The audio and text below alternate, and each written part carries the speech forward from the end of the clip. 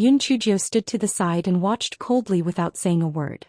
She was betting on Mo Xiating's unwillingness and Mo Xiating's recognition of her abilities. She was also betting on everything she had done during this period of time. After a long while, Mo Xiating suddenly raised his head. Feng Chao, do you have a way to break this deadlock? Grandfather, if I say I have a 50% chance, do you dare to bet? Yun Chujio's lips curved upwards as she asked slowly. Mo Xiating's hands trembled slightly.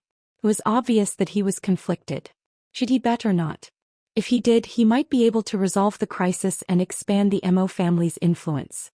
Of course, he could also speed up the destruction of the Mo family. But if he didn't make a bet, he might be able to survive for a few more years, but in the end he would not be able to escape the fate of having his entire family wiped out.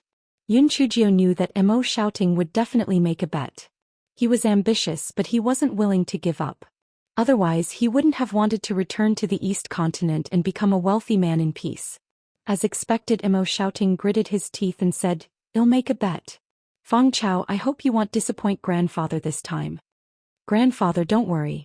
Although it's only a 50% chance, your determination has turned it into 70%.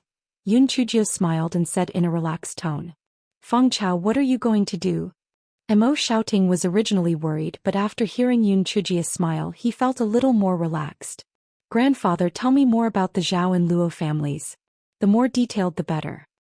"Okay." Mo Xiating immediately told Yun Chujio everything he knew. Yun Chujio blinked. "Grandfather, the first thing you need to do is send someone to bring my father, second aunt and the others to Fengli City. Are you planning to send Luo Shi back to the Luo family to plead for mercy? Or are you planning to use Luo Shi as a hostage to threaten the Luo family?" Mo Xiating asked in confusion. "Grandfather, I'm getting married. Isn't it normal for father and second aunt to come over?" Yun Chujio said with a faint smile. Mo Xiating glared at her. "Tell the truth. Grandfather, call them back. Firstly, it's to prevent the Zhao or Luo family from holding them hostage. Secondly, it's also a good opportunity for my father to see the true face of the Luo family. Hasn't he always thought that the Luo family is a good family?" Yun Chujio sneered in her heart. If she didn't call them back, how could she let Luo Shi receive their retribution? Mo Xiating immediately sent someone to fetch Mo Qing and his family back. Mo Qing also brought over the two new concubines. Mo Xiating summoned his 3 sons to the study room and briefly told them about the Zhao family. Mo Qing immediately said, "Father, I told you at the beginning that you should marry this rebellious daughter. Now that the Zhao family has forced their way in, you should just marry this rebellious daughter." Although Mo Peng and Mo Chong did not show it on the surface, they were secretly happy inside. Once Mo Feng Chao was married off, wouldn't the 7-colored lucky card be theirs? This was great. Do you think marrying Feng Chao would be a good thing? To tell you the truth, the Mo family is facing a disaster. Mo Xiating was extremely disappointed. Each of his 3 sons was dumber than the last. They only saw the benefits in front of them and could not see the true nature of the situation. "Dad, are you kidding me? Once we get married and the Zhao family sells the talisman to us at a low price, our Mo family's business will be booming. How could we possibly be wiped out?" Mo Qing said as he curled his lips. Mo Xiating was so angry that his head hurt. "Good thing? The moment you were persuaded by Luo Shi to bring back the fragrant grass, our Mo family was in a dead end. And the one who wanted to destroy our Mo family was your good father-in-law." Mo Qing twisted his neck and said unhappily, "Father, what are you talking about? It's true that my father-in-law has stolen our business a few times, but he wouldn't go so far as to say that he wanted to destroy our Mo family. Could it be that the rebellious daughter said these words again? She is simply spouting nonsense." Mo Xiating wanted to strangle this idiot to death. No wonder Feng Chao said that she wanted him to see the Luo family's true colors with his own eyes. This idiot would only turn around if he saw it with his own eyes. He was simply too stupid. Mo Peng and Mo Chang's minds were a little more flexible. They felt the meaning behind Mo Xiating's words as cold sweat broke out on their foreheads. They knew that Mo Xiating wasn't trying to scare them. Even if the Luo family did not wipe out the entire Mo family, the Mo family's business would still be swallowed by the Luo family. At that time, the Mo family would be completely destroyed. "Second brother. It's all your fault. You idiot. Second brother, it doesn't matter if you want to die.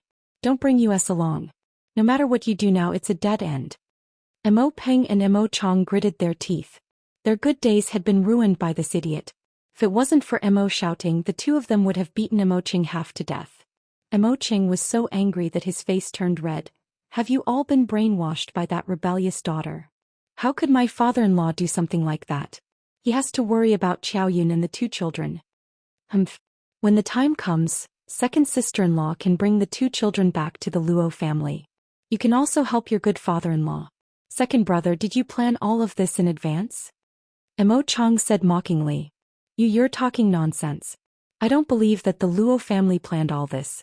I'm taking Qiao Yun to the Luo family right now to find out what's going on. Mo Ching said as he prepared to leave. Mo shouting slapped Mo Ching across the face. You idiot. What are you going to ask? Are you going to ask Luo Pingxing if he's going to destroy the Mo family? Which idiot do you think will tell the truth? Mo Ching clutched his cheek and yelled, Dad, what right do you have to hit me? If you don't want me to ask, do you think you can tell the Luo family is trying to harm the Mo family with just your word? I don't believe it. Mo Xiaoting's head was buzzing with anger. Get out. Get out. Hearing Mo Xiaoting's words, Mo Ching immediately stormed out of the room. Mo shouting sat down on his chair dejectedly. He was so angry that he was gasping for air. It was obvious that he was angry. Mo shouting was extremely disappointed. His 3 sons were all idiots with no ambition and his grandchildren were all mediocre. Mo Fenghua was the only one with the best training potential, but unfortunately, it was still from Luo Shi. Fan Chao wasn't bad, but he was afraid that once the incident was revealed, it would be even more difficult to resolve. Mo shouting instantly looked as if he had aged 10 years. He let out a long sigh. Take care of your family members. Don't go out unless there's something important. Also, do what you should do with your business.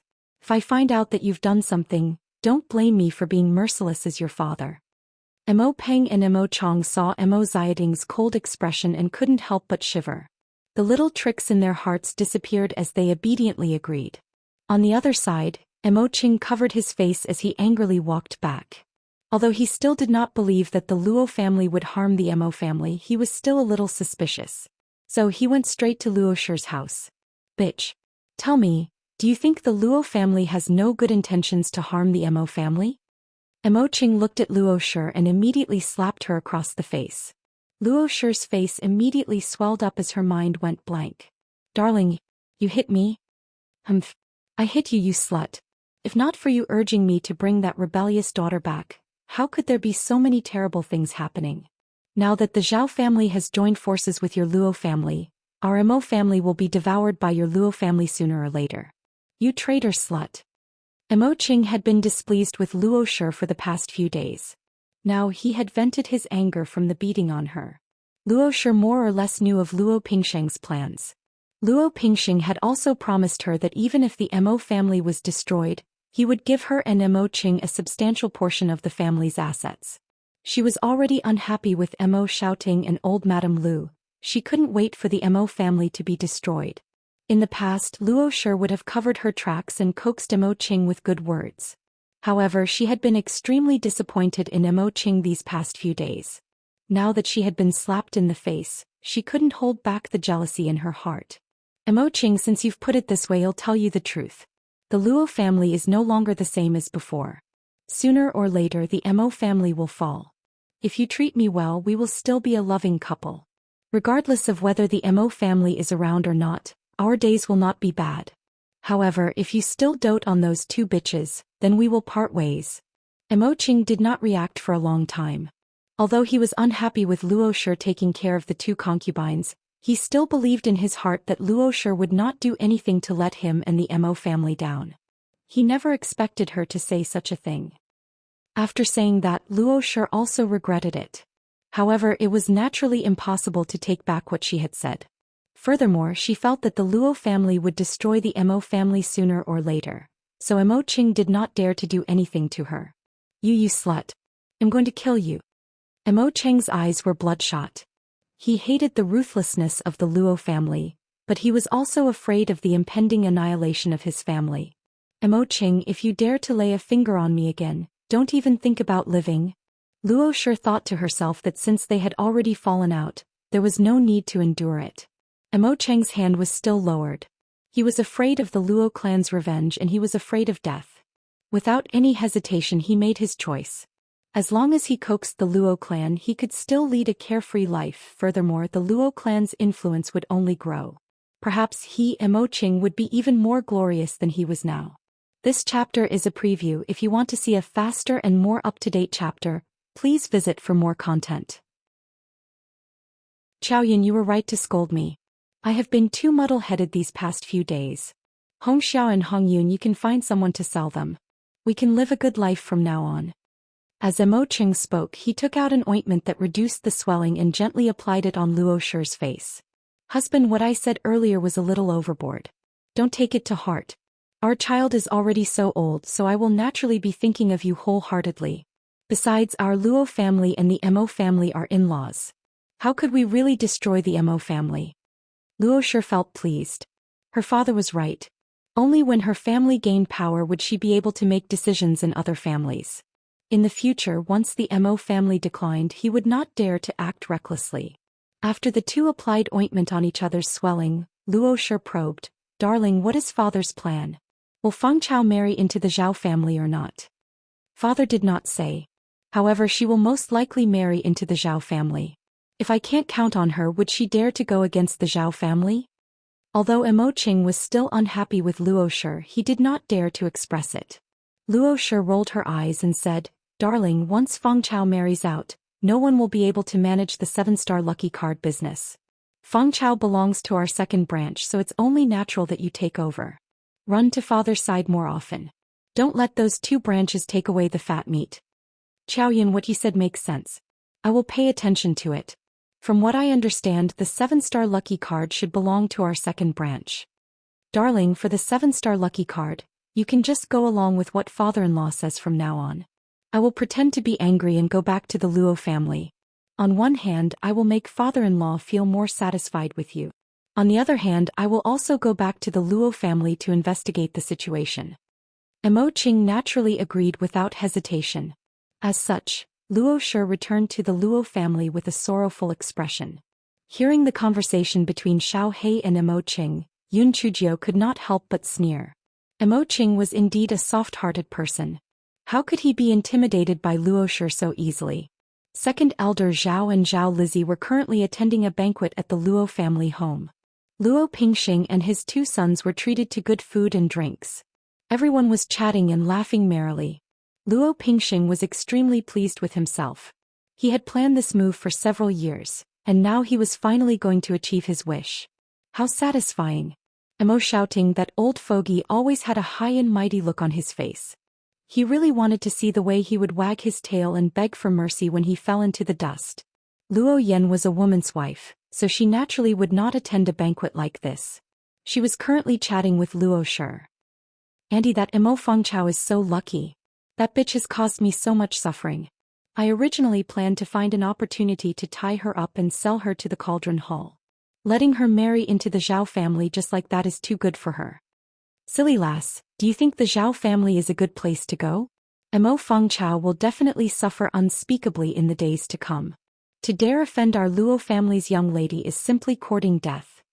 Auntie, although that's what you said, I'm still unwilling to see the tragic state of Emo Feng Chao with my own eyes.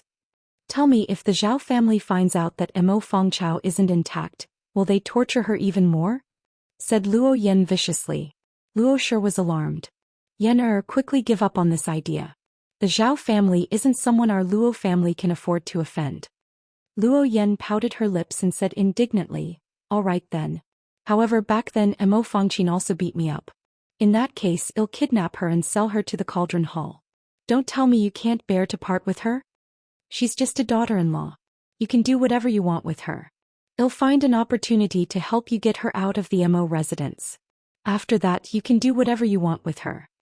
Since she had dealt with the daughter-in-law and fawned over the Luo family, why not?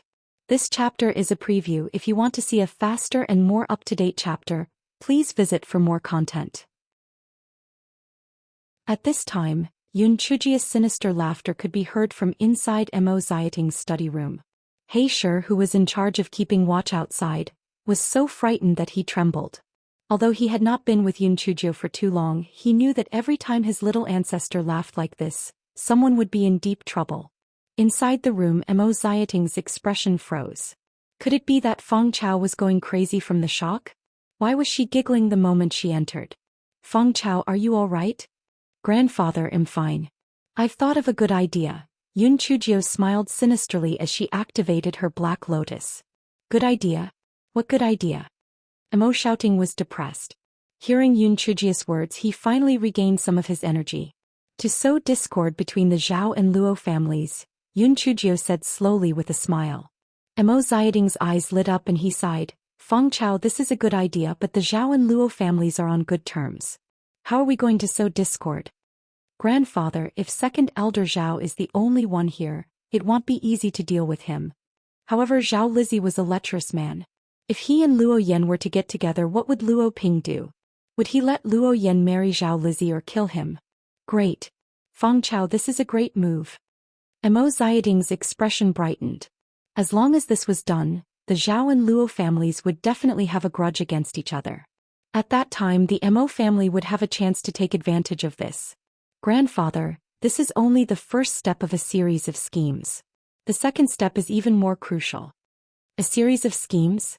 What is the second step? Kill Zhao Lizzie and frame Luo Yan. Yun Chujio's face was full of smiles, but the words she said were filled with flashes of knives and swords. What? Kill Zhao Lizzie? Mo Xiaoting jumped to his feet in shock. Grandfather, I know what you're worried about, but there's no turning back now.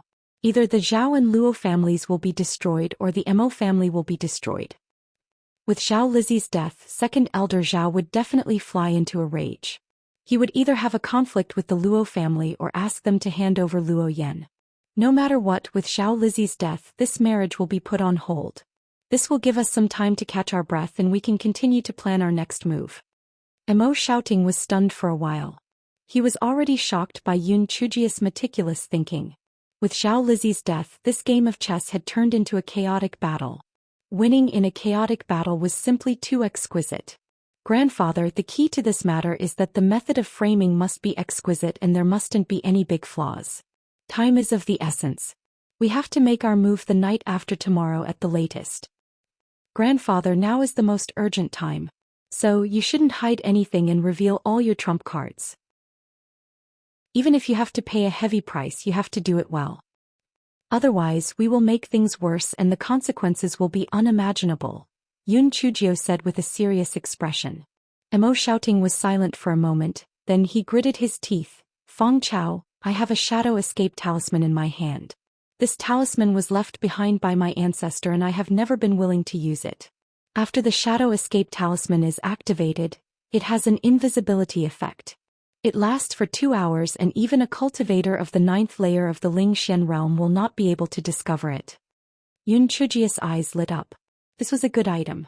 It seemed to be an upgraded version of the concealment talisman. Feng Chao, who do you think is the best candidate? This candidate is extremely important. Because of the shadow escape talisman, the level of spiritual power is secondary. We need to be smart and quick-witted, Mo Xiaoting asked.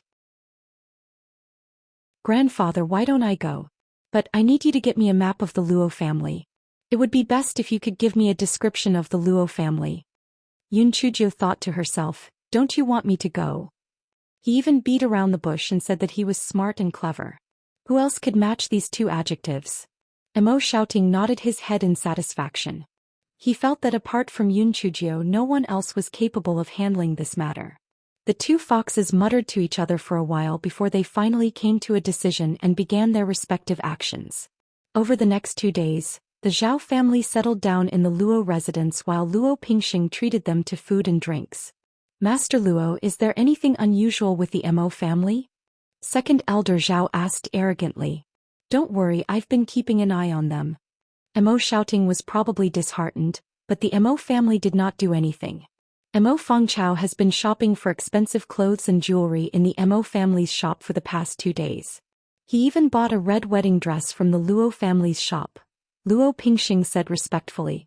I don't think he would dare to do anything. Tomorrow morning I will bring Lizzie to pick up that Mo Feng Chao. This matter will be considered a success, second elder Zhao said with a smug look on his face. Last time he had failed to complete this matter. He was really angry. Fortunately he had succeeded this time. Zhao Lizzie sat at the side. When he thought of Yun Chujia's beauty he could not help but feel excited. He wished that he could enter the bridal chamber immediately. That night, Luo Pingxing hosted another banquet to entertain the uncle and nephew of the Zhao family. After a few drinks and a few dishes, Zhao Lizzie got up and went outside to relieve himself. Zhao Lizzie walked to a remote place. Just as he was about to relieve himself he felt a gust of wind behind him, so he hurriedly dodged it. Patter. A fragrance pouch fell to the ground. Zhao Lizzie was stunned. He picked up the fragrance pouch and looked at it carefully. He saw the word Yen embroidered on it. Yen? Could it be that Luo Yen? Yesterday, Zhao Lizzie had seen Luo Yen greeting Luo Pingxing. At that time he had felt that although the little lady was not as good-looking as the black fragrant grass, she was still quite pretty. When Zhao Lizzie smelled the fragrance of the sachet, his heart immediately began to race. Could it be that Luo Yen was interested in this young master?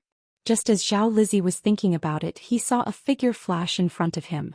It seemed that there was also a woman's delicate laughter. He could not help but immediately chase after her. Although a few guards of the Luo residence saw Zhao Lizzie, they knew that he was an important guest. Naturally they did not dare to stop him. They could not help but feel puzzled. When Zhao Lizzie took off half of his clothes he felt a little dizzy. He shook his head. Damn it, drinking really messed things up. With a beauty in front of him, how could he be sleepy? Although Zhao Lizzie tried his best to stay awake, his head still became heavier and heavier. Finally he fell on the bed with a plop. Yun Chujia revealed herself. She curled her lips and got Zhao Lizzie onto the bed. Yun Chujio took off the sword that was hanging by the bedside to ward off evil spirits and stuffed it into Luo Yan's hand. Then she held Luo Yan's hand and stabbed the sword directly into Zhao Lizzie's chest. Yun Chujio looked at the crime scene that was created and felt that it was perfect. Although the Black Lotus skill was evil, it had to be said that using it to torture dregs was really sour and refreshing. This fellow opened the window and dissipated the remaining smell of the stun powder in the house. He took out the antidote and waved it in front of Luo Yan's nose. After removing the jade pendant from Zhao Lizzie's waist he swaggered out of the bedroom. Yun Chujio threw Zhao Lizzie's jade pendant on the bluestone slab in the courtyard. Then she went to the side room and gave the two maids a whiff of the antidote before concealing herself. The corners of this guy's mouth curled up. He went to the neighboring courtyard, lit a fire and then left. This guy had already calculated that after the fire was ignited, everyone would definitely come to put out the fire. At this time the medicinal properties of Luo Yan and the two maids had just passed. When the time came they would definitely scream. The people who put out the fire thought that something had happened, so naturally they would run over. Luo Yan had no time to hide the news of Zhao Lizzie's death. The scene would definitely be very exciting. It was a pity that the time limit of the Shadow Escape Talisman was limited, so they could not watch the live broadcast. Things were exactly as Yun Chujio had expected. After the fire started, Luo Pingxing and Second Elder Zhao hurried over. Second Elder Zhao was still puzzled. Where did this kid Lizzie go? Why did he take so long to relieve himself? Could he have returned to the guest house when he was sleepy? While everyone was putting out the fire, they heard a few screams coming from the neighboring Luo Yan's courtyard. Luo Pingxing was shocked. He wanted to enter the house to take a look, but after all, men and women were different. He could only ask from outside the house, Yen-er, what happened? No, it's nothing, grandfather. I just had a nightmare. Luo Yan's trembling voice came from inside the house. Although Luo Pingxing felt that something was amiss, he couldn't ask too much. Just as he was about to leave, Second Elder Zhao found the jade pendant on the ground. Isn't this the jade pendant of determination? Why is it here? Second Elder Zhao blurted out. Luo Pingxing's head buzzed. Could it be that Yen-er and Zhao Lizzie were having an affair? How was this possible? They had only met once. Second Elder Zhao clearly shared the same thoughts as Luo Pingxing. He could not help but blame his nephew. No matter how impatient he was, he should not have provoked the Luo family's young lady. How was this going to end? Luo Pingxing took a deep breath and dismissed his subordinates. Only he and Second Elder Zhao were left. Yen-er, there are no outsiders now. Come out with young Master Lizzie. Luo Pingxing secretly hated Luo Yan for being muddle-headed. That Zhao Lizzie was not a good person. How could he fall for her? After Luo Pingxing finished speaking, there was no response from Luo Yan. He felt that something was not right. He gritted his teeth and pushed open the door. A strong smell of blood came from inside. Two maids were kneeling on the ground, shivering. Luo Yan was wearing a tunic and sitting on the bed with a pale face. Beside her was a man with a shining sword stuck in his chest. Second Elder Zhao's heart tightened when he smelled the stench of blood. He could not care less about his manners and rushed into the room. When he saw the scene in front of him, he nearly fainted. Resolve. Resolve. Second Elder Zhao threw himself in front of the bed and called out repeatedly. He fed him pills and injected his spiritual energy. Unfortunately, Zhao Lizzie was already dead. No matter how much he tried, it would be in vain. Luo Pingsheng's head buzzed. How could this be? How could Zhao Lizzie be in Yan Er's room? Why did Yan Er want to kill him? Could it be that he wanted to molest Yan Er? Second Elder Zhao grabbed Luo Yan's neck. Bitch. Why did you kill Lizzie? Speak. Luo Pingxing rushed forward. Second Elder Zhao, calm down. Calm down. Even if you want to kill Yan Er, you have to let her speak. Second Elder Zhao then let go of Luo Yan's neck and said viciously, Tell me, why did you kill Lizzie? Luo Yan coughed for a long time before she finally calmed down. She shouted hysterically, I didn't kill him, I didn't kill him. When I woke up, I found him dead here. Second Elder Zhao slapped Luo Yan hard. Bullshit. He died on your bed. If you didn't kill him, who did? Lizzie must have taken a fancy to you. How dare you kill him, you bitch. Although Luo Pingxing was unhappy, he was afraid of the Zhao family. He carefully said, Second Elder Zhao, I'm afraid there's something fishy about this. Let me ask in detail. If young Master Lizzie was really killed by Yan Er, I'll definitely kill her and give the Zhao family an explanation. Humph. Lizzie is my eldest brother's only son. Now that he's dead in your Luo family, this matter won't end. Second Elder Zhao's eyes were bloodshot as he said furiously. Luo Pingxing wiped off the cold sweat on his head and began to ask Luo Yan and the two handmaidens about what had happened. He also interrogated the guards who had seen Zhao Lizzie.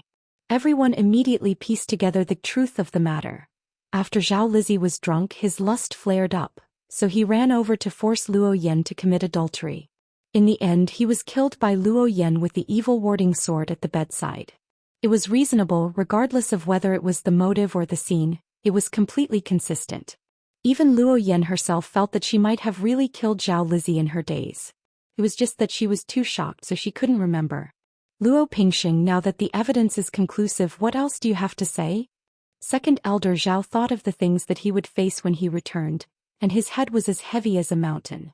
If he had known earlier, he wouldn't have brought his nephew here. Second Elder Zhao sighed. Since things have come to this, there's nothing more I can say. Yan Er will be handed over to the Zhao family to deal with.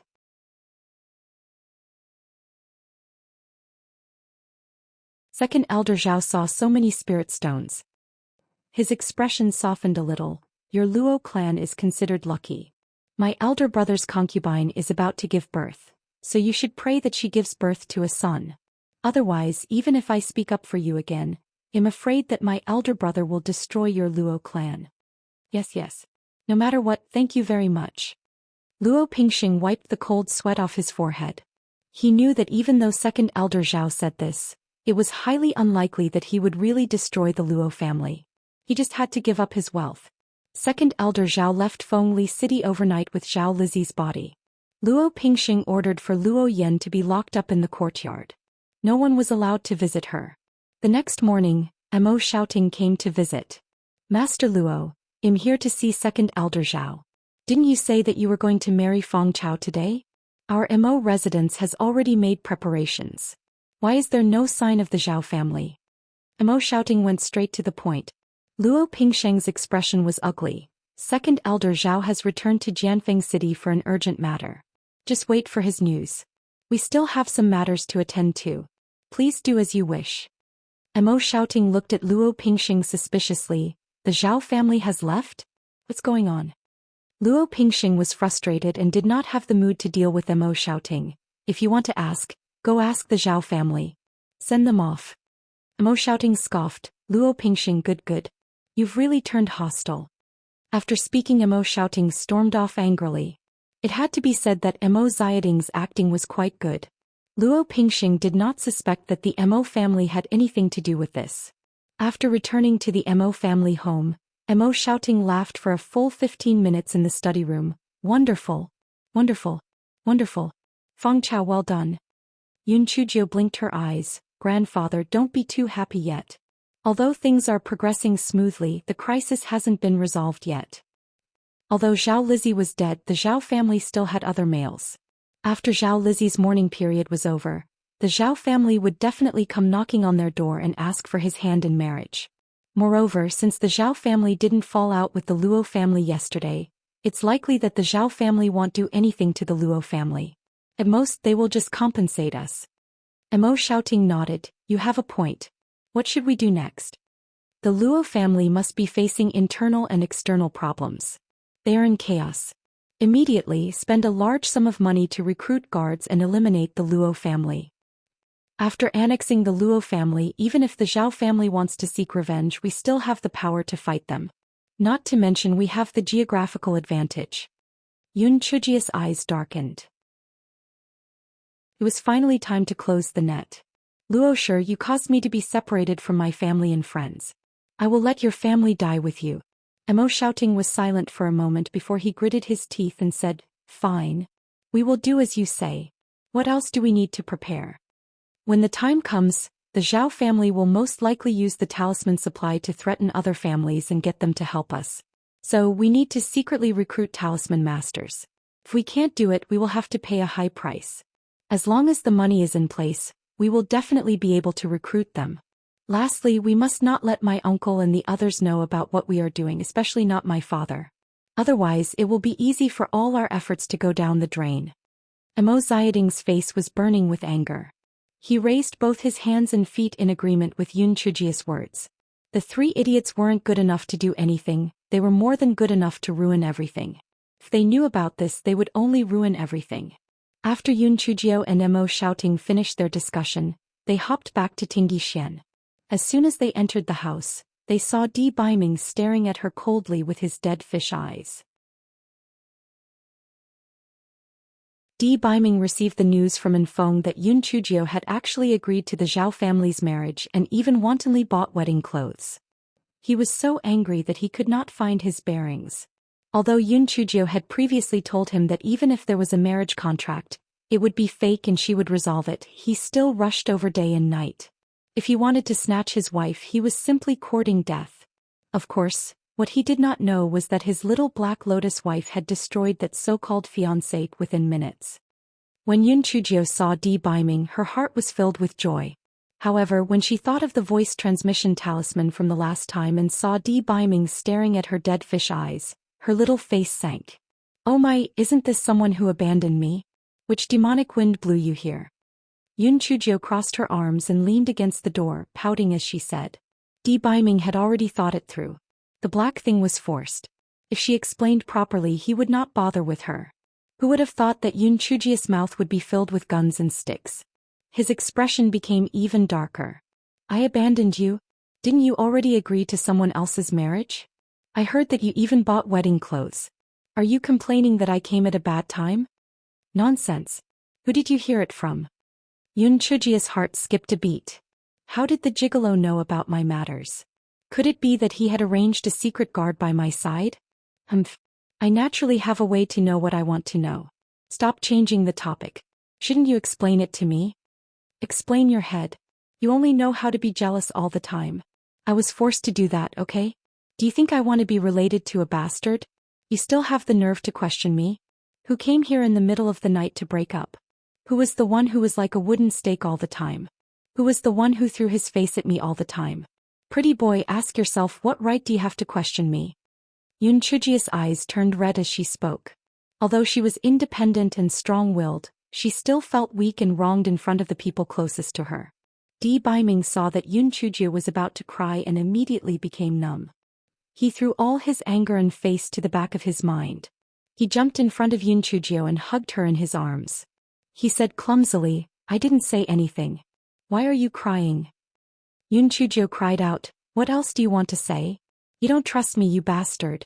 You only know how to be jealous all the time. It's not that I don't trust you, I'm just angry. I'm angry at myself. If I'm strong enough, I can protect you. We won't have to suffer separation. It's all my fault that I'm too weak. Di Biming's eyes were filled with heartache and guilt. If he was strong enough, why would little Ju need to plan step by step? It was all because he was too weak. Yunchuju was definitely a snob. When she saw Di Biming's heartache, she immediately pinched and hammered him. You gigolo, you say it well, but every time you stare at me with dead fish eyes to scare me. Before Yunchuju could finish her words, she heard Di Biming grunt. Then fresh blood oozed out from his chest. Are you injured? Yunchuju was shocked and quickly took off Di Biming's shirt. There was a gaping wound on Di Biming's chest and he was bleeding profusely. Not only that, his body was full of wounds, some were deep and some were shallow. It was obvious that he was injured profusely. Yunchuju hurriedly took out a pill to stop the bleeding from her storage ring and fed it to Di Biming. Then she sprinkled some powder on the wound. Are you stupid? Why aren't you applying the medicine?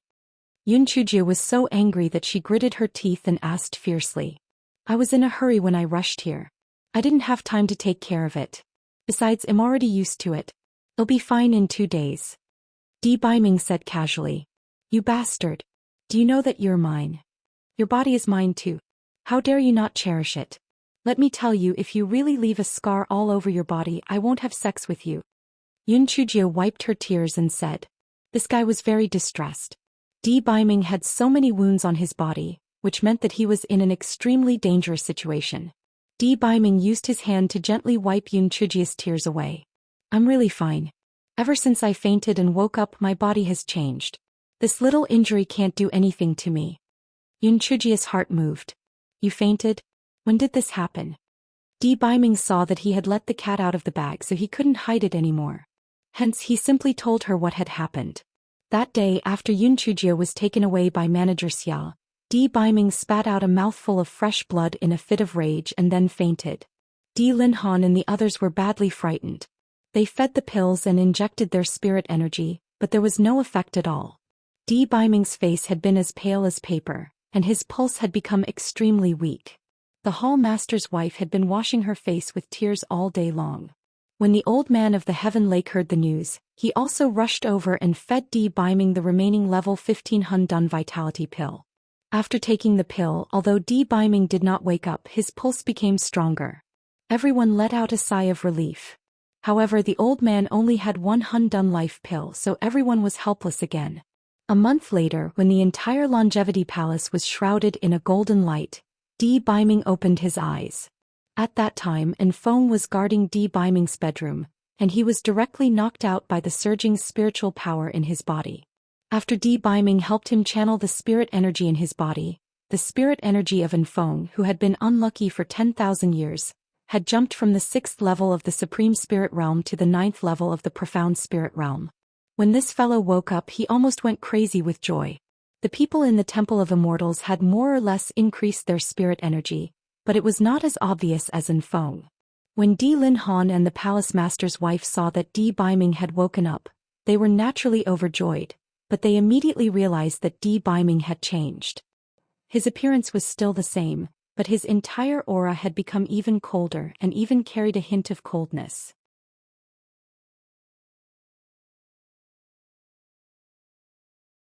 Enfeng, who was originally extremely excited, was now flustered. This was because he was so unlucky that he did not expect to go to the immortal Yuan continent after his spiritual power had increased. Everything else was fine, but if he left, wouldn't he not be able to see Miss Jinji? Just before he was teleported, this fellow finally mustered up his courage and shouted loudly, Miss Jinji, I will wait for you in the immortal Yuan continent. I will always be waiting for you. As soon as Enfeng finished his words, the guiding light disappeared, and Di Biming and Enfeng also disappeared. The heavy sadness of parting was instantly washed away by Enfeng's stroke of genius. Almost everyone turned to look at Jinji. Although Jinji was outgoing and cheerful, no matter how cheerful she was, it was still very uncomfortable to be confessed to in public, okay? Besides, Enfeng was an idiot. If you confessed, then confess. Why did you have to add the word miss after Jinji? It was very awkward, okay? After Di Baiming and Enfeng arrived at the immortal Yuan continent, they started to search for information about Yun Chujio. Then the incident from a few months ago happened. Yun Chujio's heart was suddenly in pain as Di Baiming told her the story. She remembered that when she left, she did hear the hall master's wife's exclamation. At that time she thought that she was hallucinating. She did not expect the pretty boy to vomit blood at that time. Yun Chujio hugged Di Baiming's waist and sobbed, "Prince Charming, I did not know that you fainted. Otherwise, I would have thought of a way to delay for a period of time before leaving." Di Baiming stroked Yun Chujio's hair and said, "Am I not fine now? Can be considered a blessing in disguise. Otherwise, based on my original cultivation progress, I would still need at least a year to see you." Yun Chujio wiped her tears and snot with Di Baiming's sleeve and asked with a sobbing voice, "What is that golden light? Why are you emitting it? You are not made of gold." Di Baiming saw the mess on his sleeve and the corner of his eyes twitched. He resisted the urge to push Yun Chujio away and said, "I don't know the details. Seems to be a seal in my body. Little Jiu, I can't figure out some things right now, so I can't tell you. I'll tell you when I've figured things out." Yun Chujio had a great advantage, and that was that she was tactful. She saw that Di Baiming didn't want to talk too much, so she changed the topic. "Brother Wuji is also concerned about me. Why did you hit him? Besides, it's okay to hit him. Why did you hit him so hard?" Di Baiming heard Yun Chujio say, "Beating him up is fine too." The corners of his mouth curled up. "That idiot is too weak. I'm helping him by beating him up. I believe that he will soon ascend to the immortal Yuan continent."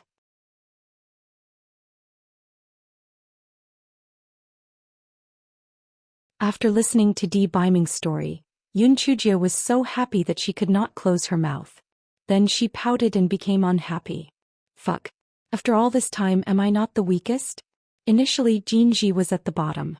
But now they have all leveled up because of you. I am the weakest."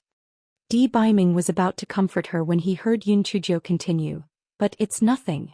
Stupid birds fly first. Someone as powerful as me can definitely catch up later." Di Baiming. "Little Jiu, turn around. I need to change my clothes." Di Baiming saw that his clothes were not only stained with blood, but Yun Chujio's snot and tears were also on his sleeves. He felt really uncomfortable. He was ready to change into a clean set of clothes. Yun Chujio pouted, "So what if I can peek? Besides, it used to be interesting. Now that there are scars on it, I can't be bothered to look. Just change. I promise I won't peek." Di Baiming had no choice but to turn around and change his clothes with his back facing Yun Chujio. Yun Chujio, this fellow, peeked openly. At first she was teasing him, but when she saw that Di Baiming's back was also covered in scars, her eyes turned red. "Damn it. I'm too weak now. If anyone dares to bully my man, I'll kill him. No, after the Luo and Zhao families' matters are settled, I must find an excuse to go out and train. Otherwise, how long will it take for me to become stronger?" When Di Baiming changed his clothes and turned around, he saw Yun Chujio's eyes were as red as a rabbit's. Before Di Baiming could speak, Yun Chujio threw herself into his arms and cried again. Then she used Di Baiming's sleeves as a handkerchief. Di Baiming did not have the time to care about his clothes getting dirty again. He asked anxiously, "Little Jiu, what's wrong?" "Sob, I'm too useless. I'm too useless. I can't fight with you side by side and you have to worry about me. I'm just a burden. Idiot, I'm useless. It's natural for a man to protect a woman. I can't protect you well, I'm useless. No, I'm useless. I'm useless. I'm even worse than Jinji. I'm useless." The corner of Di Baiming's eyes twitched. He didn't know if Jinji would vomit blood from anger when she heard little Jio's words. Di Baiming comforted her for a long time. However, Yun Chujio probably had too many tears recently, so she cried endlessly. Moreover, she even cried in a cadence. Di Baiming really had no choice. He simply stuffed her mouth with his lips. Finally it was quiet. After a long while, Di Baiming finally let go of Yun Chujio. Pervert. You only know how to take advantage of me." Yun Chujio muttered with a red face. Di Baiming's heart was agitated again. He wanted to tear her apart and eat her right away, but he could only think about it. The two of them lingered for a while more before Di Baiming said, "Little Jio, why don't I help you kill the people from the Luo and Zhao families? That way you'll be able to relax a little." Yun Chujio shook her head. "Prince Charming, I'll do it myself. It's not that I'm being pretentious. I'll only be happy if I can take revenge myself. Furthermore, I have to make use of these two families to stir up some trouble. Di Baiming saw that Yun Chujia's attitude was firm. Moreover, he knew that she had many ideas. Hence he had no choice but to give up on the idea of starting a massacre. Do you have any pills with you? Yun Chujio thought of a crucial question. It turns out that everything you gave me is basically gone. However, I bought some more. Although the effects are not as good as the ones you gave me, they are still passable. Di Baiming originally thought that the alchemy skills of the immortal Yuan continent would be much better than that of the Tian Yuan continent. He did not expect that the actual situation was almost the same. Therefore, even if he spent a high price, the medicinal pills he bought were not as good as the heaven-grade blood coagulation pills and sudden spirit pills that Yun Chujio refined.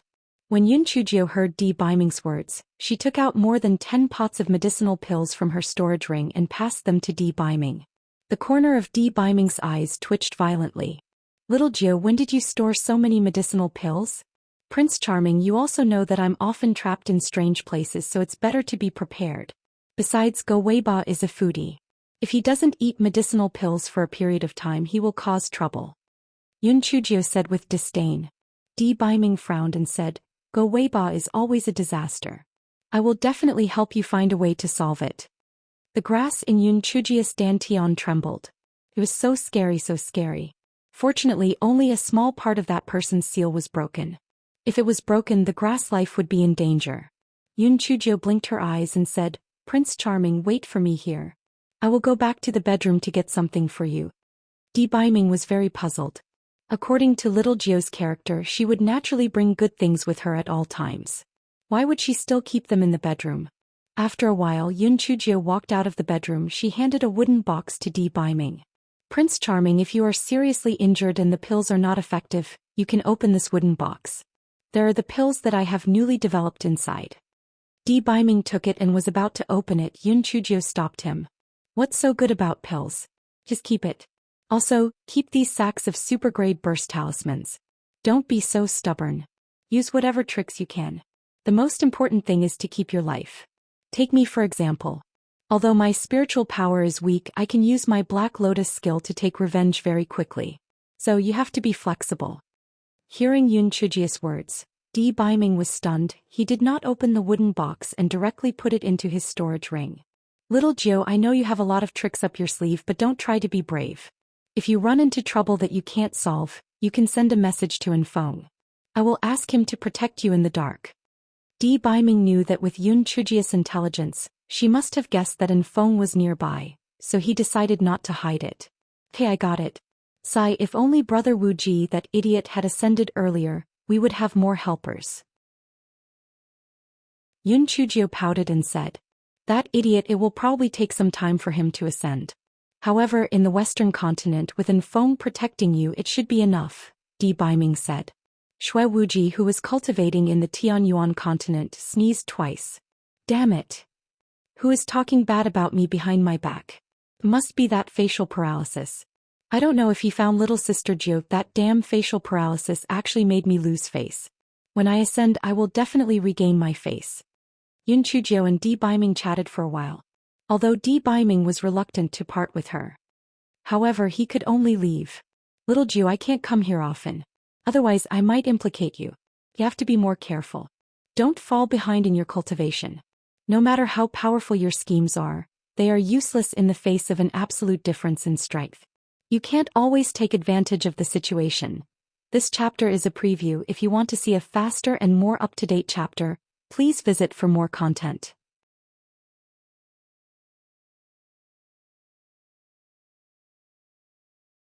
Nothing happened. Do you understand? Yun Chujio said with a dark face. Qing Lu and Qing Ji naturally did not dare to object. They obediently nodded and agreed. Yun Chujio went to Emo Fangqin's house again and woke Emo Fangqin up. He said the same thing. Emo Fangqin was very sensible. She didn't ask anything. Instead she said, Big sister, what did grandfather say? Why didn't the Zhao family come to marry you? Yun Chujio curled her lips. I heard that the Zhao family went back to Jianfeng City overnight. Don't you think it's a coincidence?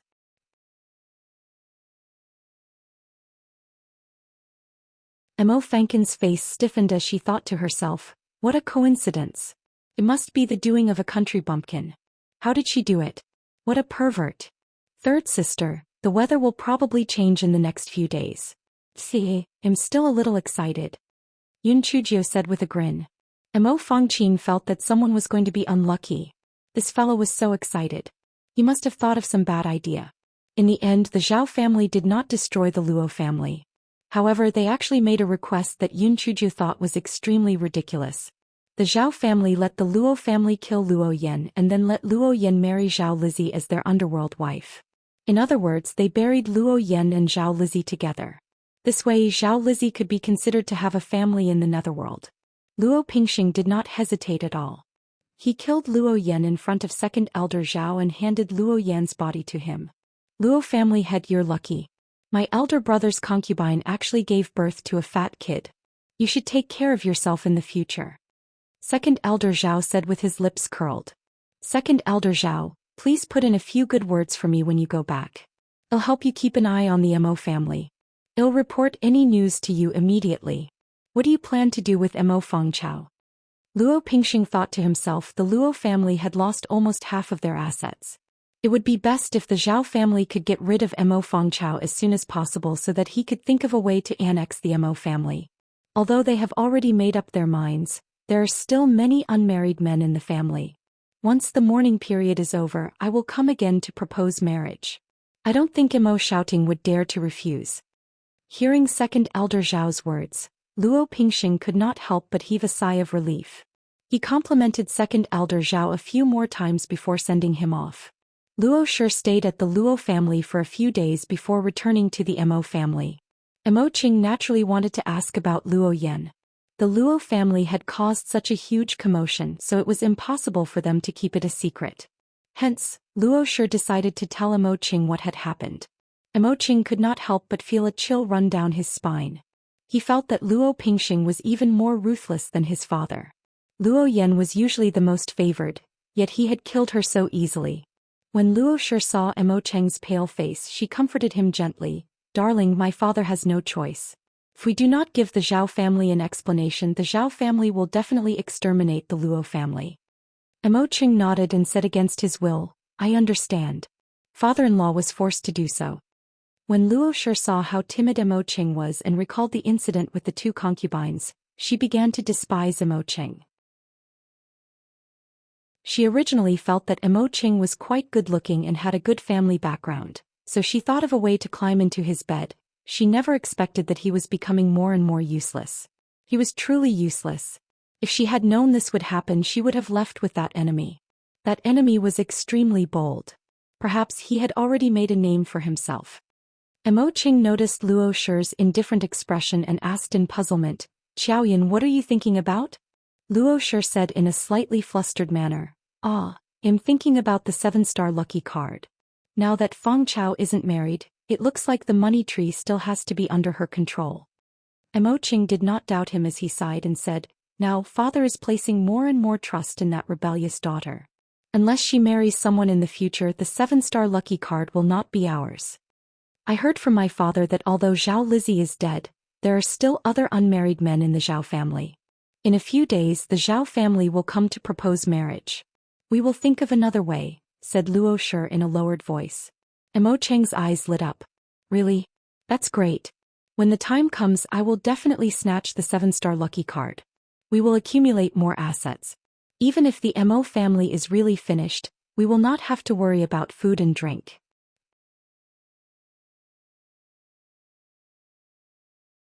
For a period of time, the Mo residence returned to its usual calm.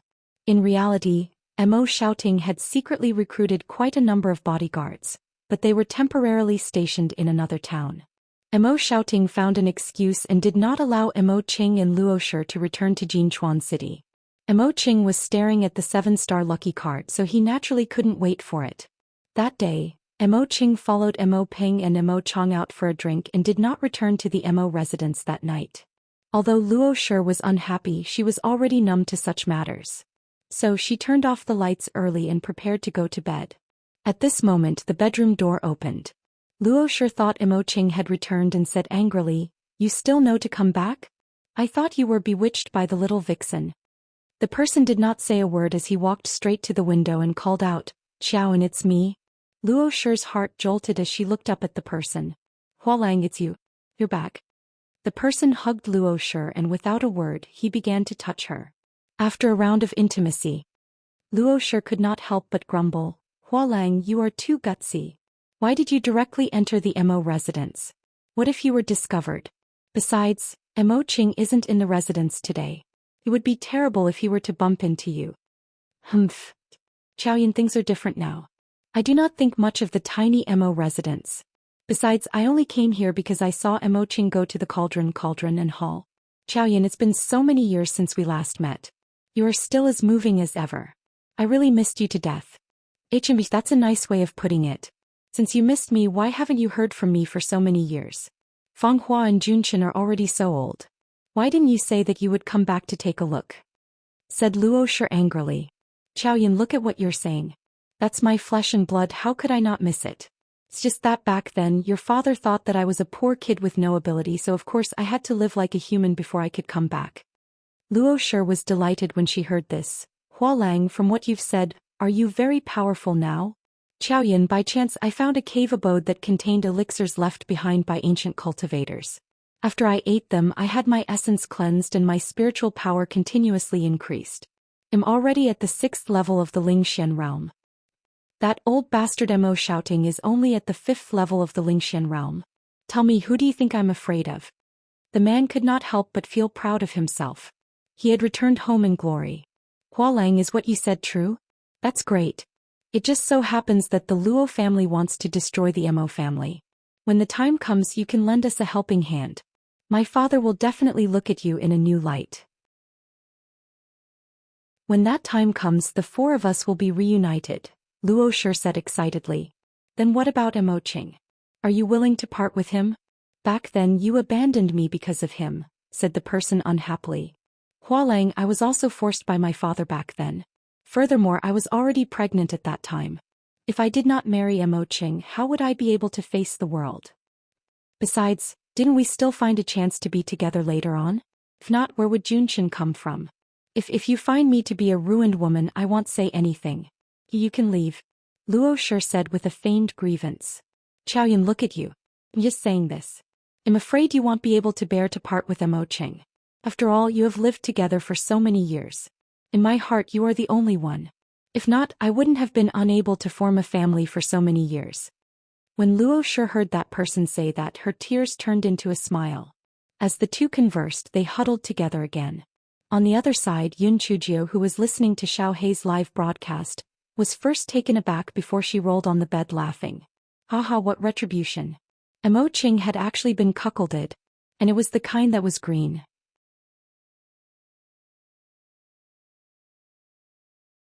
Tsk, Mo Fanghua and Mo Junshin are actually not Mo Cheng's children. This is really exciting good news. If Mo Qing knew about this, would he be so angry that he would die? I'm really looking forward to it. After Yun Chujie was happy for a while, she was a little worried. The old lover of the Luo clan was at the 6th level of the Ling Xian realm, which was even higher than the old fox's spiritual energy level. If they were to fight, it would be a disaster. Yun Chujie thought about it and decided to first investigate the identity of the old lover of the Luo clan. After confirming his whereabouts, she would think of a way to deal with him. The next day, Yun Chujie called Heisher over. "Heisher, I'll give you a secret mission. Go and investigate if the Luo clan had a lover named Hua before marrying my father. Also, after you find a place to stay, send someone to keep an eye on him. Be careful. That person's spiritual energy is extremely high." Heisher was dumbfounded. Could this little ancestor know how to calculate? How did she know that the Luo clan had a lover in the past and that the person's spiritual energy was extremely high? However, Heisher did not dare to ask any further. After he left, he sent a few of his subordinates to secretly investigate the matter. 3 days later, Heisher came over with a face full of admiration and reported, "Miss, we found a person called Zhang Hua. His family used to be neighbors with the Mo family. Zhang Hua and Madame Luo could be said to have grown up together as childhood sweethearts. However, Zhang Hua's parents both passed away due to illness, and their family background fell apart. It was said that Luo Pingxing was very opposed to the two of them being together. Later, Madame Luo married into the Mo family for some unknown reason. Zhang Hua rented a courtyard in the south of the city and hired 2 servants. He rarely goes out, so I've already sent someone to keep an eye on him. Yun Chujio nodded. You've done well. This matter is strictly kept a secret. Even my grandfather cannot know about it. Do you understand? Yes, I understand. He sure was certain that Mo Shouting was no match for the little ancestor. In order to save his life, it was better to listen to the little ancestor. Get someone to draw Zhang Hua's face and the topographic map of his courtyard for me. I have a use for it. Yes. The next day, Heisher handed over Zhang Hua's portrait and the topographic map of his rented courtyard to Yun Chujio. Yun Chujio looked at Zhang Hua's portrait and could not help but laugh. Mo Junchen looked at least 80% like this Zhang Hua. Mo Qing was definitely a cuckold. After Heisher went down, Yun Chujio rubbed her chin and pondered for a while. Then she took out a voice transmission talisman. Little lunatic, come to my courtyard at midnight today. I have something to ask you. And Feng had been very bored for the past few days. When he heard Yun Chujio's call, he came that night. Mo Fengqin and the 2 handmaidens had been drugged by Yun Chujio. This guy felt that being drugged was better than being knocked out. Yes, that was it. Miss Jiu, it has been a long time since we last met. You have become even more magnificent and beautiful. And Feng immediately flattered her the moment he saw her because he was afraid that Yun Chujio would seek revenge on him. After all, he did not dare to reply when Yun Chujio sent him a voice transmission talisman. Do you think that just by saying a few good words I will let you off the hook? Little lunatic, at such a critical moment, you are actually on the same side as the gigolo. Are you worthy of the pills and delicious food that I gave you? You're still coveting my beauty, Jinji? Dream on. Yun Chujio snorted coldly. Obviously she did not buy it. Miss Jiu, you've really wronged me. It's not like you don't know how scary the Honorable Sir has become. How would I dare to disobey him? If I don't obey him, he'll really kill me. Are you stupid? You don't dare to do it on the surface, but don't you know how to play tricks behind my back? Besides, what's there to be afraid of with a gigolo? Isn't it just a paper tiger? What are you afraid of? Yun Chujio said with a twitch of her lips. And Feng was about to cry. Paper tiger? In front of you is a paper tiger, but in front of me is a real tiger. Ah no, the overlord is stronger than the tiger.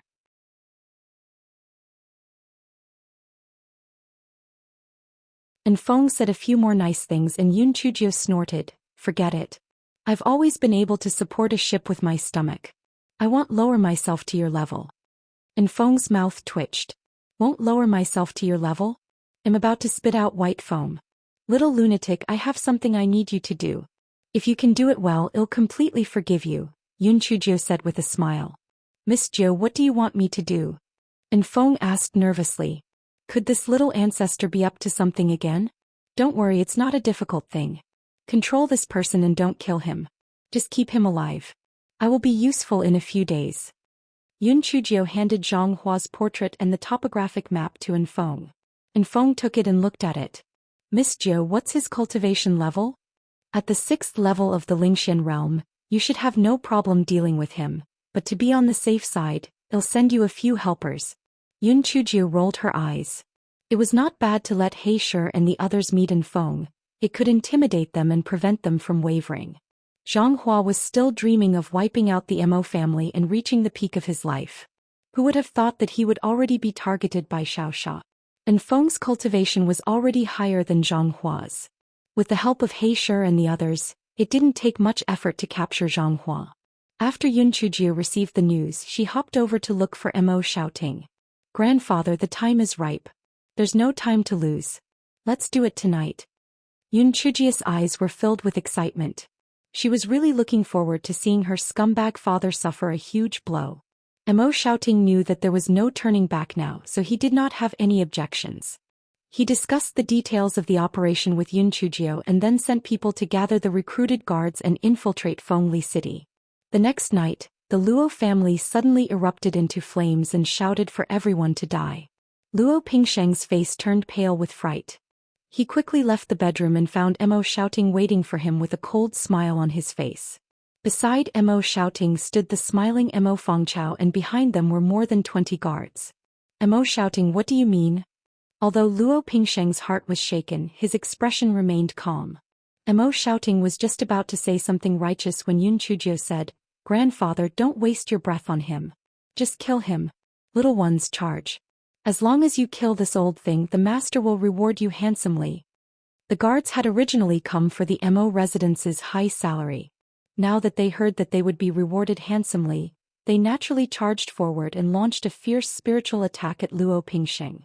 Luo Pingsheng's spiritual energy wasn't even as high as Mo Xiating's.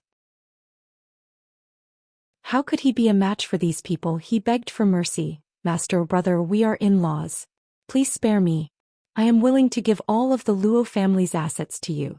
All I ask is that you spare my old life." Mo Shouting sneered, "Luo Pingsheng, it's too late for you to say all this.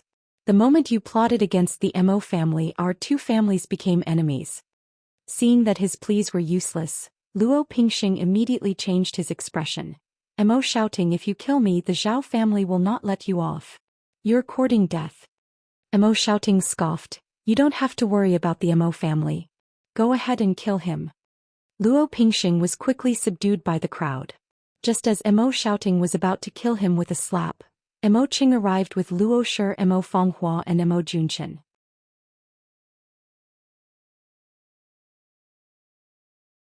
Mo Shouting was stunned.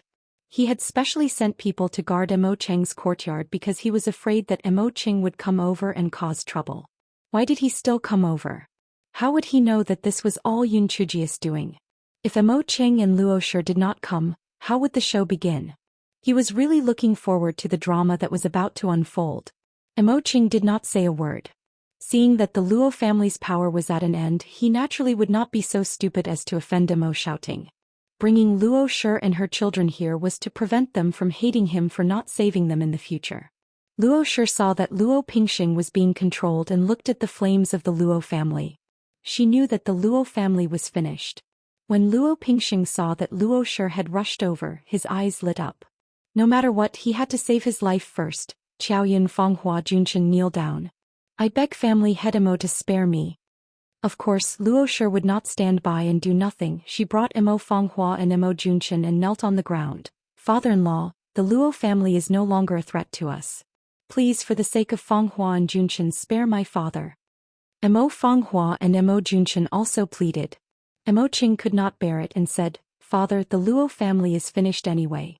For the sake of the children, please spare my father-in-law." Mo Shouting was so angry that his head was buzzing. How could he raise such an idiot? Did he not understand the logic of letting the tiger return to the mountain? "Get up. The Luo family has wild ambitions. We can't not get rid of them. Luo Shi, I know what you have done. But on account of the fact that you have given birth to a pair of children for the second son, I will spare you for now. If you two continue to be stubborn, don't blame me for being ruthless," Mo Shouting said with a dark expression. Luo Shi grumbled in her heart. Why hadn't the enemy arrived yet? Couldn't he see the Luo family's raging fire? As long as he came over and held Mo Shouting hostage, the Luo family would be able to turn the tables. But what should they do now? If they were to delay any longer, my father would be dead. Luo Shi gave Mo Fanghua and Mo Junchen a look. Mo Fanghua took out a dagger from her storage ring and placed it across her neck. Luo Shi followed suit. "Father-in-law, if you do not agree to spare my father's life, the three of us will commit suicide in front of you today." Yun Chujio burst into laughter. "Second aunt, it should be the two of us. My brother doesn't seem to want to die." Luo Shi turned her head and saw Mo Junchen kneeling. He did not take out his dagger as he stammered, "Mother, I don't want to die." Luo Shi was so angry that she nearly fainted. This was only a temporary measure. Why did she need to die? What an idiot. Although Mo Qing had been displeased with Luo Shi recently, they had been husband and wife for so many years. They still had feelings for each other, not to mention Mo Fanghua. Mo Xiating's hands immediately went numb. "Father, please spare my father-in-law. You can't just watch Qiaoyun and Fanghua commit suicide, can you?" Mo Xiating's head was buzzing. If it wasn't for Fanghua and Junchen, he would have killed Luo Shi as well. Otherwise, his second brother, who had soft ears, would sooner or later cause trouble.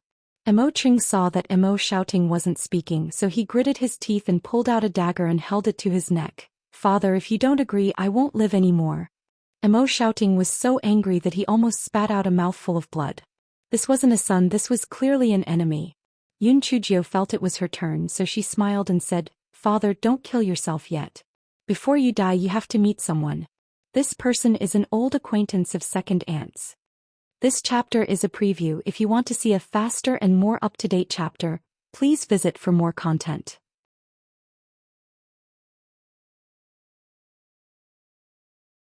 Emo Ching glared at her.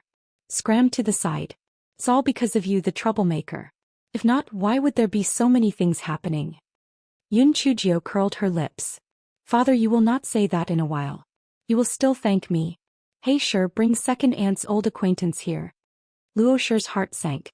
She had an extremely ominous premonition. No, that's impossible. It definitely could not be Hualang. With his high spiritual energy, he definitely would not be captured by that slut, Mo Fengchao.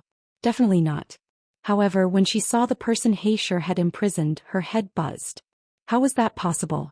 How did Hualang end up in the hands of that slut, Mo Fengchao? As the Luo family did not live in Fengli City before they made their fortune, Emo Ching did not know Zhang Hua. He snorted coldly and said, How unreasonable. Qian, do you know him? Luo Shi tried her best to remain calm, but her voice was still trembling as she said, He was my former neighbor. Tiskati's second aunt, is it as simple as just being a neighbor?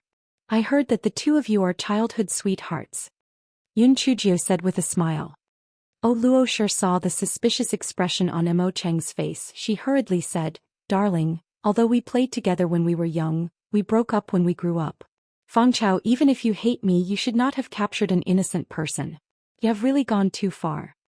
When Emo Ching heard Luo Shi's words, coupled with the fact that he subconsciously did not wish to think of the worst, he roared, Unfilial daughter, scram. Father, don't be in such a hurry to make me scram. Take a good look at this person's appearance. Don't you have any other thoughts? Yun Chujio said with a chuckle. Emo Ching looked at Zhang Hua reluctantly.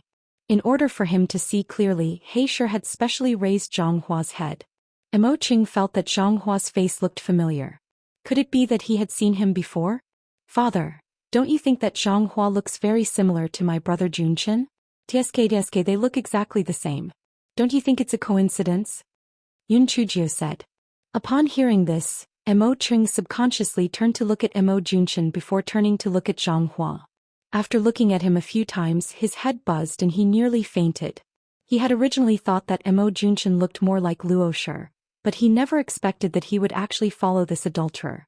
He then looked at Emo Fenghua.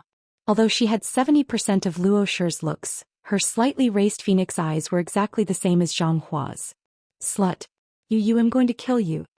Emo Ching kicked Luo Shi to the ground and gave her a few tight slaps. Darling, I'm being wrongly accused. That slut is spouting nonsense.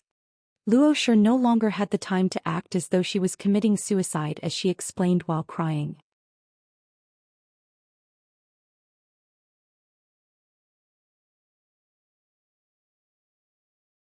There were many guards standing behind Yun Chujio, so she naturally would not allow Mo Fengchao to succeed.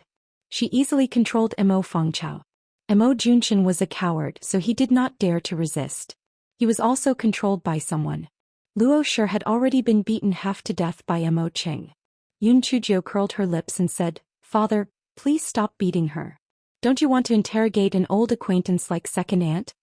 Emo Cheng's eyes were bloodshot. He raised his dagger and asked Zhang Hua, Tell me, how long have you been with this slut? What's with those two bastards? If you tell me the truth, I'll gouge out your eyes and cut out your tongue. Yun Chujio sneered inwardly. Those that were usually held in her hands would turn into bastards the moment they learned that they were not hers. This change in attitude was really fast. Zhang Hua was also a spineless person. If he had any backbone, he would not have allowed his child to call others father. He immediately confessed. Emo Ching was about to go crazy from anger. He felt as though his head had turned into a vast grassland. Fuck, it was so green that he could not see the end of it. He had simply become the biggest joke in Fengli City. Emo Ching was like a mad demon as he killed Zhang Hua immediately. Luo Shi knelt on the ground and begged for mercy. Darling, for the sake of our many years of friendship, please spare me. I know I was wrong.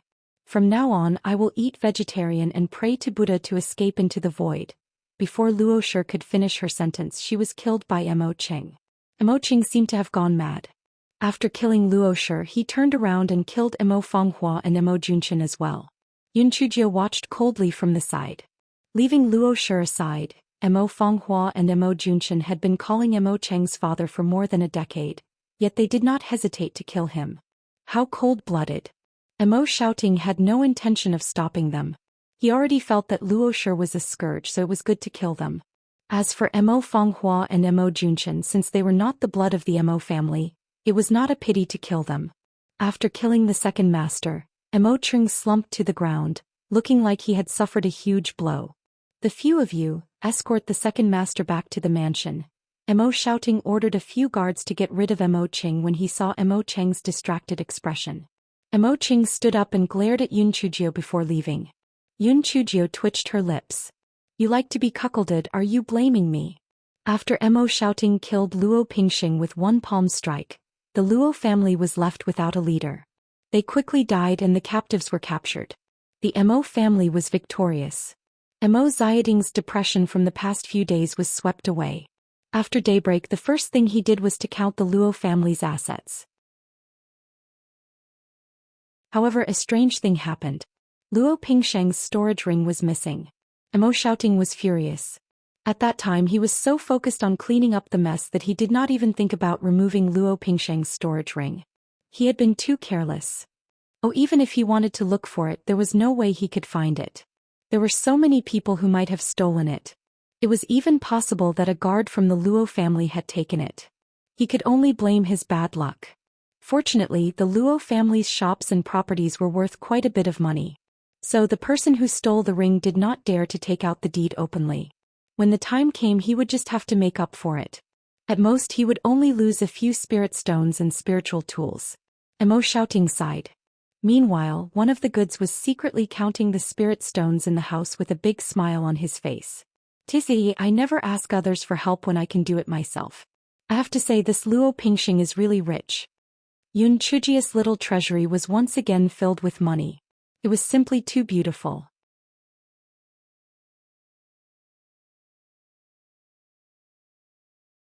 After the Luo family's matter came to an end, Mo Peng and Mo Chong ran to Mo Xiaoting's study room with extra diligence. They were both drooling over the Luo family's shop and wanted to fight for a few more.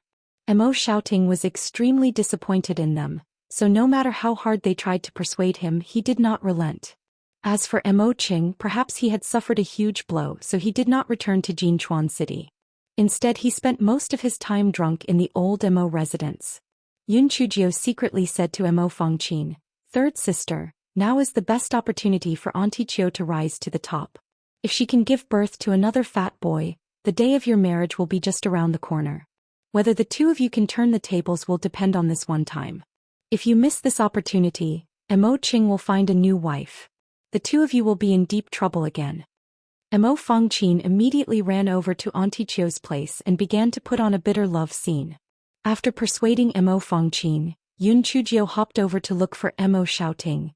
"Grandfather, how's the recruitment of talisman masters going?" "It's going well. After all, the price we offered is second to none in the Western continent." Mo Shouting found Yun Chujie pleasing to the eye and was very amiable. "Has the Zhao family made any moves?" "Logically speaking, since we've destroyed the Luo family, they should have made some moves. Why haven't they made any moves?" Yun Chujie asked in confusion. "According to the spies, the Zhao family is doing as usual. They are probably waiting for Zhao Lizi's 100 days to pass before they do anything." Mo Shouting guessed. Yun Chujie blinked her eyes. She could roughly guess what the Zhao family was thinking. The Zhao family was already unhappy with the Luo family because of Zhao Lizi. Since the Luo family had already been destroyed, there was no point in them coming to interrogate them. So it was better to wait for Zhao Lizi's 100th day to pass and marry her. As for the Mo family, it didn't matter to them.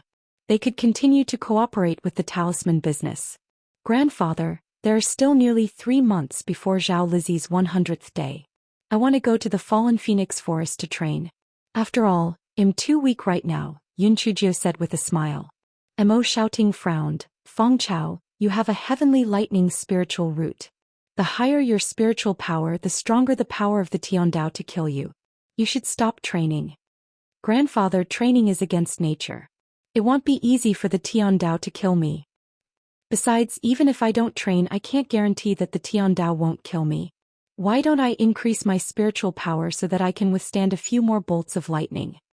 Mo shouting noticed Yun Chujia's firm attitude and knew that even if he didn't agree, Yun Chujia would think of a way to get him to agree. So why did he have to make her unhappy? Besides, if her spiritual power was higher, it would be good for the Mo family if she ever returned to the East Continent. Alright, since you insist, you must be extremely careful. Although there are many demonic beasts on the outskirts of the fallen phoenix forest, it's not too dangerous. However, you must not go near the center of the fallen phoenix forest. Why? Is it because the level of the demonic beasts inside is high? That's right. It is said that the center of the fallen phoenix forest is the nirvana land of the ancient divine phoenix. It has a fatal attraction to fire-type demonic beasts. Many high-level demonic beasts gather inside, so it is extremely dangerous. Ah, is that so? Grandfather, don't worry. I am very afraid of death and will not enter, Yun Chujio said confidently. Okay, I'll send a team of guards to protect you. Yun Chujio was now Mo Xiating's money tree and military advisor. Mo shouting naturally cared about her safety.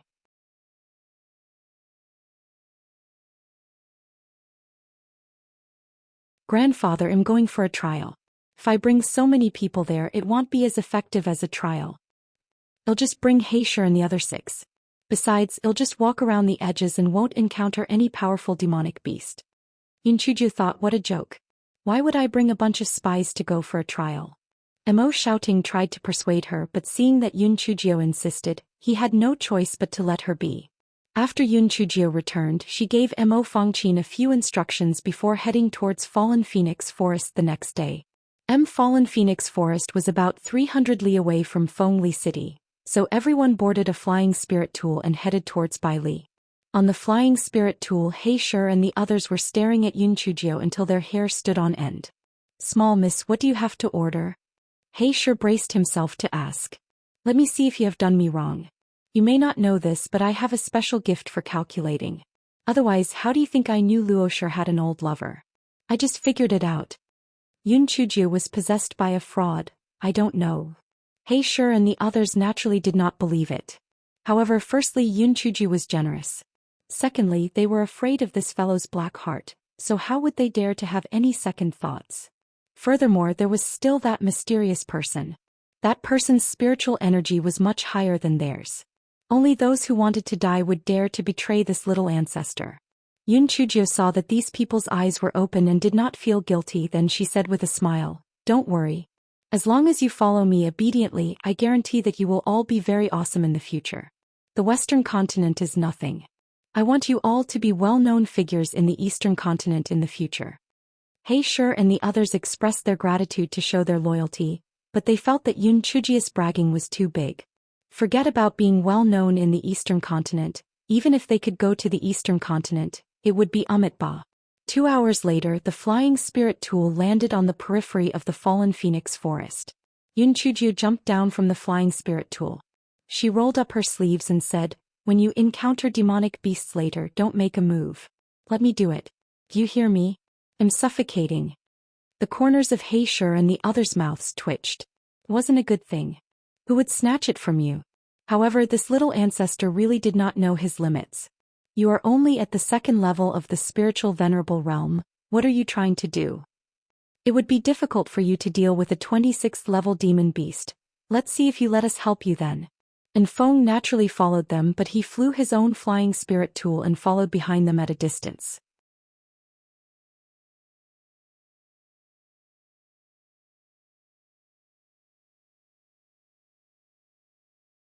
Heisher and the others were amazed. Although this little ancestor's spiritual power level was not high, her movement technique was really fast. No one knew how she practiced it. They watched the show with relish, but the single-horned wind blade Raging Bull's heart collapsed. Damn it! This human girl's spiritual power was clearly not high, so why couldn't she be killed? She was so angry. 15 minutes later, the single-horned wind blade ox was hacked by Yun Chujio until its body was covered in black smoke, and it was dead with resentment. Yun Chujio put her hands on her waist and said to Heisher, Keep it for barbecue. He Shi complimented her a few times, and then put the single-horned wind-blade ox's corpse into his storage ring. Then Yun Chujio killed a few more demonic beasts. Because they were now at the outermost area of the fallen phoenix forest, most of the demonic beasts they encountered were below level 27. Yun Chujio could easily deal with them even without using her spiritual power. He Shi and the others were very puzzled. This little ancestor was clearly only at level 2 of the Supreme Being realm, so how could she deal with level 27 demonic beasts so easily? This didn't make sense. Also, why didn't she use her spiritual power to materialize? Could it be that she didn't know how to? The first day of the trial passed without a single ripple. After breakfast the next day, Yun Chujio said, "Let's walk further in. The demonic beasts outside are too unchallenging." Although He Shi and the others felt that they would encounter demonic beasts above level 28 if they walked further in, it wouldn't be a problem for them to protect Yun Chujio. Therefore they agreed without any objections. Yun Chujio still did not use her spiritual power to attack, but as the level of the demonic beasts increased, she became more and more exhausted. Soon, blood started to seep out from her clothes. He Shi and the others wanted to help, but Yun Chujio glared at them, indicating that she did not need their help. He Shi and the others could only watch from the side, preparing to help Yun Chujio when she was exhausted. However, they waited until the sky turned dark and did not see Yun Chujio running out of energy. The 6 of them could not help but look at each other. Damn, this little ancestor was too energetic. For the next 2 days, Yun Chujio fought with the demonic beasts. The clothes on her body were stained with blood. Some of them were hers and some of them were demonic beasts. However, she had never asked He Shi and the others for help. He Shi and the others gradually felt respect in their hearts. Even they might not be able to endure such an intense trial. This little ancestor was really tenacious. On the morning of the 5th day, Yun Chujio said to He Shi and the others, "Let's walk further inside. The demonic beasts on this level are no longer a challenge to me. Miss, there are demonic beasts above the 30th level. The 30th level is equivalent to the 9th level of the spiritual venerable realm for human cultivators. Can you do it?" He Shi said carefully. The demonic beasts inside were becoming more and more ferocious. If they were in danger, they might not be able to save them in time. It's only interesting if there's a challenge. Besides, I haven't used my spiritual power materialization yet. I'll show you my spiritual power materialization technique in a while, Yun Chujio said with a smile. Hearing Yun Chujio's words, He Shi and the others could only follow her inside. They were very puzzled. They didn't know whether this little ancestor's spiritual power materialization technique was elementary, intermediate, or advanced. From her tone, it seemed like she was very powerful. What exactly was it? After walking for a while, they encountered a level 30 wind blade lion. "Hey, little cat, you came at the right time. Look at my little 9 thunder needles." Yun Chujio shot out several purple needles at the wind blade lion.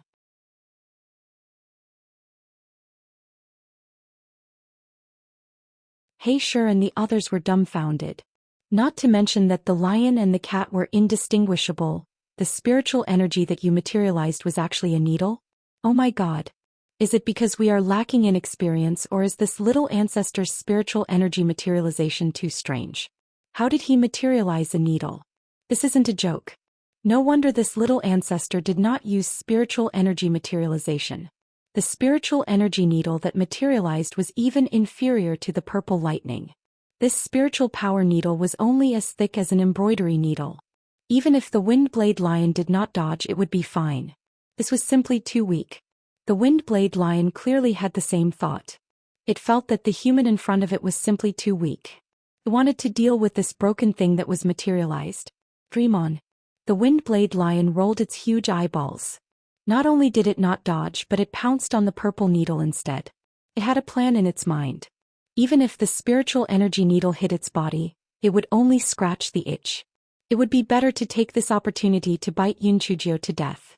He Shi and the others saw the wind blade lion pouncing towards Yun Chujio and immediately exclaimed, "Miss, quickly dodge." They did not expect Yun Chujio to not move at all. She stood in place and looked at the wind blade lion with a smile. He Shi and the others' heads buzzed. The wind blade lion was too close to Yun Chujio. It was too late for them to act now. Little ancestor, aren't you courting death? Could it be that you came to the fallen phoenix forest to commit suicide? Just as He Shi and the others were about to collapse, they heard several explosions mixed with the screams of the Windblade Lion. Everyone focused their eyes and saw that the Windblade Lion's body was constantly exploding. The Windblade Lion was rolling on the ground in pain. N0 He Shi and the others felt that their heads were not enough. What was going on? Did the little ancestor use a talisman? They did not see her use it. Moreover, if she used a talisman, it would also start to explode from the outside. It was obvious that the Windblade Lion started to explode from the inside. What was going on? At this moment, Yun Chujio threw a few more purple spiritual needles at the Windblade Lion. As the purple spiritual needles pierced into the Windblade Lion's body, the sounds of explosions rang out continuously. He Shi and the others were dumbfounded. So the spiritual needles could explode? Fuck, wasn't this too abnormal? There was such a materialization technique. This was simply a sharp weapon that pretended to be a pig to eat a tiger. Although this was a beginner-level materialization technique, its power was even more powerful than an intermediate-level materialization technique. While He Shi and the others were dumbfounded, Yun Chujio shot out several small purple needles at the eyes of the Windblade Mad Lion. Following the sound of the explosion, the Windblade Mad Lion died. After Yun Chujio put away the Windblade Mad Lion's corpse, she curled her lips and said, "This little cat actually doesn't know how to dodge. It's really too stupid." He Shi and the others thought to themselves, not to mention the Windblade Lion, even cultivators might not be able to dodge when they saw the spiritual needles you shot out. Who would have thought that this thing would explode? It was too much of a scam. In the next 2 days, Yun Chujio killed a few more demonic beasts. Most of the demonic beasts thought that Yun Chujio's spiritual needles were very weak and could not dodge at all, so they were easily hit. Yun Chujio felt that this was not challenging, so when she encountered a level 30 Windblade Mad Panther, it first shot a few spiritual energy needles at the big tree next to it. The Windblade Mad Panther could not help but wonder, is this human girl crazy? Why didn't she attack it and instead attack the tree next to it? Could it be that her eyesight was not good and that she was squinting? Just as the wild Windblade leopard was thinking, it heard a few explosions coming from the side. Several large holes were blasted out from the big tree. If it wasn't for this iron core tree being hard, it would probably have been blown apart. Kitten, did you see that? My little Geo's thunderbolt needle isn't as simple as it looks, so you have to be careful. Come on, let's hurt each other. Yun Chujio said with a smile. Only one thought flashed through He Shi and the others' minds. Are you fucking crazy?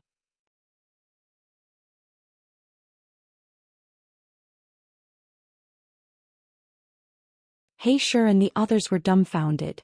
What kind of trick is this little ancestor playing? This is the first time I've heard of him telling his trump card before a fight. Are you out of your mind? That Windblade Mad Panther was clearly confused as well. Didn't they say that humans were sinister and cunning? Why does this little girl seem to be not very smart? Yun Chujio saw the wild Windblade Panther standing there in a daze. She raised her voice and said, "Hey, little cat, could it be that my little 9 thunderbolt needles scared you silly? Are you going to fight or not? If you aren't going to fight, then obediently establish a temporary contract with me and become my mount." The wild Windblade Panther finally came back to its senses and thought, "Pooey. You are the cat, your whole family are cats. Being your mount, are you riding on the panther's butt? Shameless." The wild Windblade Panther howled and pounced towards Yun Chujio. Yun Chujio dodged as she said with a smile, "That's right. It's so interesting to hurt each other like this." Interesting? You should be sick. He Shi and the others watched the battle while silently cursing in their hearts. The wild Windblade leopard was on guard against Yun Chujio's small needle of spiritual power, so it would use the wind blade to hit the small needle of spiritual power during the battle. However, in this way, although it would not be injured, its attack power would also be reduced by a lot. Therefore, the man and the leopard fought for a long time, but there was still no winner. In the blink of an eye, 4 hours had passed. Yun Chujio became more and more courageous as she fought. "Kitten, you are indeed more powerful than the other demon beasts. Come, let's fight for 300 rounds. No one is allowed to leave until the winner is decided." The wild Windblade leopard was so tired that it panted heavily. Hearing Yun Chujio's words, its 4 legs went weak and it almost lay on the ground. Damn it, this stupid girl was not human at all. After fighting for so long, she was still so lively. It was simply killing the leopard. Another 2 hours passed. The wild wind blade leopard laid on the ground helplessly and panted heavily. It was obvious that he was too tired to get up. Yun Chujio pursed her lips and said, "Kitten, aren't you too useless? It has only been a short while and you can't fight anymore?" The wild wind blade leopard was about to break down. Just a short while? 6 hours in a short while? Whatever. This leopard can't fight anymore.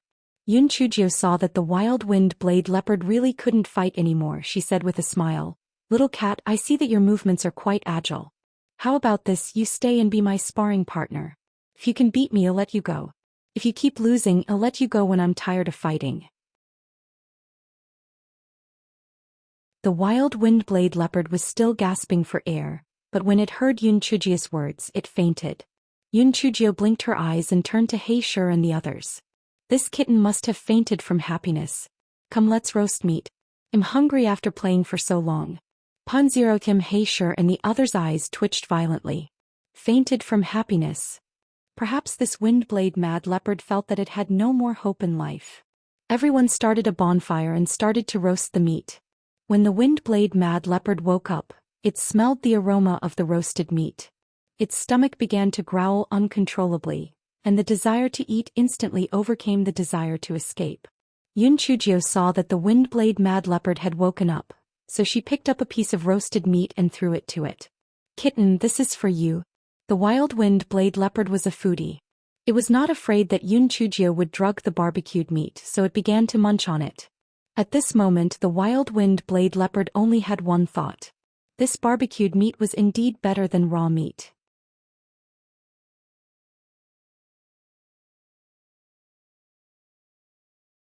He Shi and the others saw that not only did the wind blade mad leopard not run away, it even started to eat the roasted meat. They could only sigh at how demonic beasts were demonic beasts. No matter how delicious the roasted meat was, it was still not as important as its life. It was really stupid. Yun Chujio did not have that much roasted meat to feed the wind blade mad leopard. She directly threw it a raw wind blade mad cow's hind leg, then she said, "You stay and fight with me. I will provide you with food and drink. Before you leave, I will give you a few pills to stop the bleeding. How about it? This is a good deal." The wild wind blade leopard rolled its huge eyes. Anyway, there was food and drink. Could also get the pills to stop the bleeding. Why not? But seeing that the wild wind blade leopard nodded in agreement, Yun Chujio nodded with satisfaction. "Since you agree, then we will continue to fight in an hour." He Shi and the others were dumbfounded. Humans and demonic beasts could still be traded? Oh God, such a thing was simply unheard of. This little ancestor was indeed a pervert. An hour later, Yun Chujio and the wild wind blade leopard started fighting again. 6 hours later, the miserable wild wind blade leopard collapsed to the ground again. This fellow regretted it. Oh my God. This was not a fight, this was the rhythm of exhausting the leopard to death. Toby sobbed. This leopard regretted it. However, when the aroma of the roasted meat spread again, this guy felt that it was not a big deal. If he was tired, so be it. This way he could quickly increase his spiritual power. Therefore, in the next few days, the wild wind blade leopard kept repeating the cycle of regret and no regret. Yun Chujio felt that the wild wind blade panther was no longer challenging, so she said mercifully, "Kitten, you can go now." The wild wind blade panther was a little confused. Didn't need to train with it anymore? Why did it suddenly feel like it was abandoned by the whole world? The wild wind blade panther took the few super-grade blood coagulation pills that Yun Chujio handed to it and left reluctantly. Yun Chujio shouted behind it, "Hey kitten, why don't you be my mount for a few more days?" He Shi and the others felt that the wild wind blade leopard would definitely leave without looking back. After all, demonic beasts all advocated freedom, so how could they be willing to be a human mount? N0 Everyone's thoughts stopped abruptly when they saw the wild wind blade leopard coming back. Well, not all demonic beasts had integrity. This guy was just trying to eat the shameless ones. In the next few days, Yun Chujio rode the wild wind blade leopard and began to challenge around this area. Before the beasts fought each other, they would practice the power of the small spiritual needles before they started to fight. After beating the beasts until they were half dead, they didn't kill them. Instead, they waited until the beasts recovered their strength before they started the second round of fighting. It was an endless cycle until the beasts felt that it was no longer challenging. Only then would they let go of the beast that was tormented so much that it wanted to commit suicide. Very quickly, all the demonic beasts in this area knew that a freaking pervert riding a leopard had come to the fallen phoenix forest. Fire, lightning, and pervert, they all hid from her. Hence, Yunchujio tragically discovered that all the demonic beasts in this area had disappeared. What's going on? Where did all the demonic beasts go? Forget it, since there are no more demonic beasts in this area, let's go deeper in. Yunchujio sat on the body of the wild wind blade leopard and said while stroking her chin. Although Heisher and the others couldn't figure out the thoughts of the demonic beasts, they could still guess some of them. How dare you ask? Those demonic beasts must have fled with their families. With your fighting style, not to mention the demonic beasts, even humans would collapse, okay?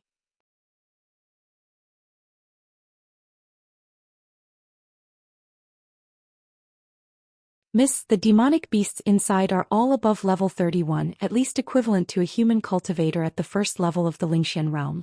Although you can challenge those at a higher level, the gap between the Lingxian realm and the spiritual venerable realm is like a gully. You'd better not take the risk, Heisher advised earnestly. This is the only way to have a challenge. What's there to be afraid of? If not, I still have talismans. Blow it up. Kitten, don't go in. You'll probably be scared to death when you see those high-level demon beasts. Yunchujio jumped down from the body of the wild wind blade leopard. She patted the wild wind blade leopard and said. Although the wild wind blade leopard couldn't bear to barbecue meat, it was more afraid of the high-level demon beasts inside. It could only turn around and leave reluctantly. Little cat, if you want to eat barbecue meat, I'll give you an idea. Since you're still a single leopard, can't you just find a fire-type demon beast as your wife? Whenever you want to eat barbecue meat, just let your wife barbecue it for you. Yunchujio shouted as she pulled her neck. The wild wind blade leopard suddenly felt that it had opened the door to a new world. Oh, what the little girl said made sense. If I find a fire-type demon beast as my wife, everything will be solved. That's great. Thus, Heisher and the others saw the wild wind blade leopard leave with 4 legs. The corners of everyone's eyes twitched violently. For the sake of a mouthful of roasted meat, they didn't even consider the difference in race. This might be the highest realm for foodies. Everyone continued to advance into the fallen phoenix forest, and very soon they met a wild windblade bear. Heisher hurriedly said to Yunchujio, Miss, although this wild windblade bear is a level 31 demon beast, its body is extremely strong and difficult to deal with. It's better if we work together to kill it. Yunchujio waved her hand. I'll try it first. If it doesn't work, you guys can attack again. Heisher could only give a few more instructions before he watched the battle from the side with fear. That wind-edge violent bear didn't put Yunchujio and the others in its eyes at all. Although its spiritual power wasn't as high as Heisher and the others, its skin was thick and it had the geographical advantage. If it couldn't beat them, it would just run away. Unexpectedly, those people just stood by the side and didn't move. Instead, a little girl with the lowest spiritual power walked up and said with a smile, Little bear, I see that your bones are very strange. You're a good sparring partner. Stay and be my sparring partner for a few days. The violent windblade bear opened its eyes wide and didn't react for a long time. Was this little girl a lunatic or a fool? Little bear? Such a small one actually said it was small. Was there something wrong with its eyes? Also, what the hell was a sparring partner? This time Yunchujio didn't show off the small needles of spiritual power. While the violent windblade bear was still in a daze, several small needles of spiritual power went straight for the violent windblade bear. The violent windblade bear obviously didn't care about the small needles of spiritual power either. It randomly used its claws to pull off a portion.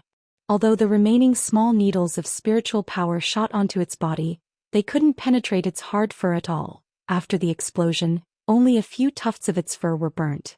Heisher and the others became even more worried when they saw this. It seemed that the small spiritual needles could deal with low-level demon beasts, but its effect on high-level demon beasts was really limited. They didn't know if this little ancestor could use the intermediate physical transformation technique. Oh, the violent windblade bear saw that a few tufts of its fur had been burnt. It flew into a rage out of humiliation and threw a few huge wind blades at Yunchujio. Although Yunchujio had dodged the wind blades, she was in an extremely sorry state. A part of her hair had even been cut off. This fellow was furious. Fuck.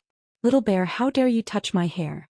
If I don't shave you into a bald bear today, I won't be human.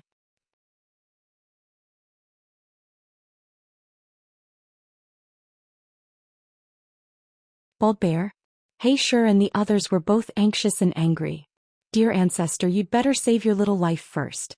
Upon hearing this, the violent Windblade bear was also so angry that it howled in anger. You little brat who overestimated yourself, I'll cut you into pieces. The Windblade leopard bear once again shot out a few wind blades at Yunchujio. Yunchujio hurriedly dodged them. Although she dodged them, she was still in a very sorry state. This fellow could not help but sigh. The gap between the levels of spiritual power was indeed huge.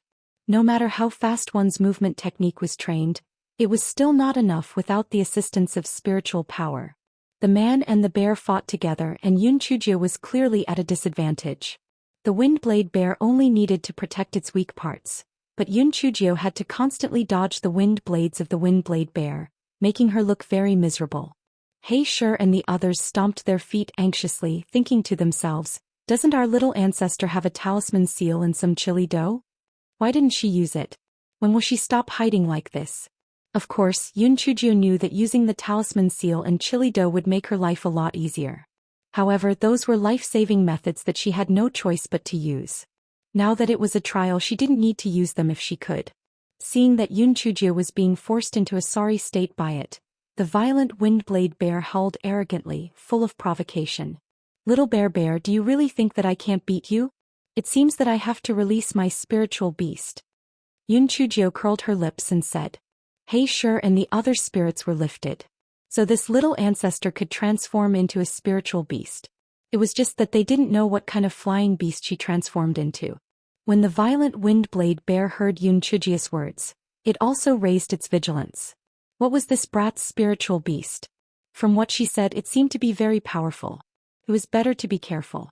Yunchujio raised her hand and a cute little piglet of spiritual power pounced towards the violent Windblade bear. Whether it was Hey Sure and the others or the violent Windblade bear, they were all dumbfounded. What she transformed into was actually a pig.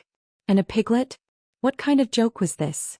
What kind of attack power could this piglet have? Could it be that it was planning to kill its enemies with cuteness? The violent Windblade bear waved its bare paw disdainfully, trying to disperse the spiritual energy piglet. Unexpectedly, the spiritual energy piglet firmly clung onto his bare paw with its pig trotter and took a bite. Although the bare paw of the violent Windblade bear was tough and thick, it was still in pain after being bitten by the piglet. It quickly shook and pulled the piglet, finally breaking it apart. Hey Sure and the others frowned. Although this spiritual energy piglet still seemed to have a bit of offensive power, once the violent Windblade bear was prepared, it would be useless to use the wind blades to attack it. The violent Windblade bear obviously thought so too. It rolled its eyes in disdain and threw a few wind blades at Yunchujio. Yunchujio bared her white teeth at the violent Windblade bear. Spiritual piglet number 1, number 2, number 20 attacked together. Hey Sure and the others' mouths twitched. What was that? Number 1, number 20? Stop joking. This spiritual piglet should be a high-level physical transformation technique. Since it was a high-level physical transformation technique, how could there be 2? Not to mention 20. Then a scene that they would never forget for the rest of their lives appeared. They saw an endless stream of spiritual piglets pouncing towards the wind blades. What was even more shocking was that the spiritual piglets actually began to devour the wind blades. Oh my god. The figures of the spirit piglets actually became more corporeal. This meant that they were actually able to absorb the spirit energy of the wind blades for their own use. This was too inconceivable.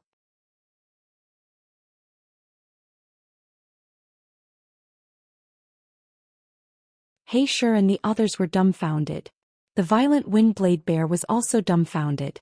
Oh my god, this little girl is too strange. How could she conjure so many spiritual beasts? Moreover, these spiritual beasts could actually devour its wind blades for their own use. It was too abnormal. The violent Windblade bear was also too shocked. Logically speaking, you are in a fight, you are not here to watch the show, you should pay more attention. This fellow, on the other hand, stared at the spiritual piglets with his big eyes and didn't move at all. Those spiritual piglets were very smart, and a few of them pounced on the violent Windblade Bear. The violent Windblade Bear only reacted when it felt pain, and began to use its bare paw to hit the spiritual piglets on its body. The other spiritual piglets also pounced on the violent Windblade Bear when they saw this. Some bit their ears, some bit their nose, and some bit their tails. The Windblade Bear was in pain and anxious. Its wind blades could only be used to attack from a distance. It could only use its paws to hit the bear and even roll on the ground. Yun Chujio could have used her spiritual needles to attack the Windblade Bear's weak parts and take its life. However, it wanted to keep it as a sparring partner, so it used purple lightning to strike the Windblade Bear's big head. The Windblade Bear was really unlucky. A few tufts of its fur had been bitten off by the spiritual piglets, and black smoke kept coming out of its big head. It was in a very sorry state. The Windblade Bear was so angry that it gnashed its teeth. However, it felt that after this wave of spiritual piglets dissipated, Yun Chujio could not release another wave immediately. At that time it would use this opportunity to kill Yun Chujio. Unexpectedly, once the spiritual power piglets dissipated, Yun Chujio would immediately release new spiritual power piglets to replace them. There were still 20 spiritual power piglets on the violent Windblade Bear's body that were biting it. A moment later, Yun Chujio took out a basin of water from her storage ring and threw it at the violent Windblade Bear. Then she giggled and said, "Little bear, how is it? Do you feel cool? I'm a man of my words. You are now a bald little bear. Ha!" Oh, the violent Windblade Bear touched its head with its paw and indeed, it became naked. It was so angry that it roared and pounced on Yun Chujio. It was so angry that it was going to go crazy. It did not care if it still had the piglet of spiritual power on it. Anyway, it would not be able to bite it to death in a short time. It would first kill this stupid girl. "Yo, little bear. Are you very satisfied with your new hairstyle? Since you like it so much, how do you feel if I shave all your fur? Are you surprised? Are you surprised?" Yun Chujio jumped up and down as she dodged. She said with a smile, "Surprised my ass." The violent Windblade Bear was so angry that it forgot to use the wind blade. It roared and chased after Yun Chujio. It only had one thought in its mind, and that was to kill Yun Chujio to get rid of its shame. Damn it, there was no way to see a beast anymore. In tens of thousands of years, it was the first demon beast to have its head shaved off. It was hopeless. Yun Chujio was running while mumbling, "Little bear, you don't have to thank me too much. The thing I like to do the most is to help others. No, it's to help beasts. Little bear, how nice is this bald head? Isn't there a good saying? A smart head doesn't have hair. This bald head is a symbol of wisdom. Besides, it's not as cool as having hair. It can even be illuminated at night. Simply a good thing to kill two birds with one stone." 2 hours later, the Windblade Violent Bear's huge body crashed to the ground, and it actually fainted out of anger.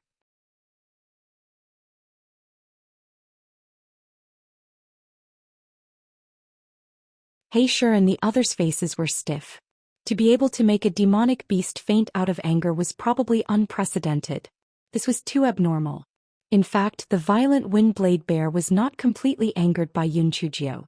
It was huge, and after chasing Yun Chujio for so long, its physical strength was somewhat exhausted.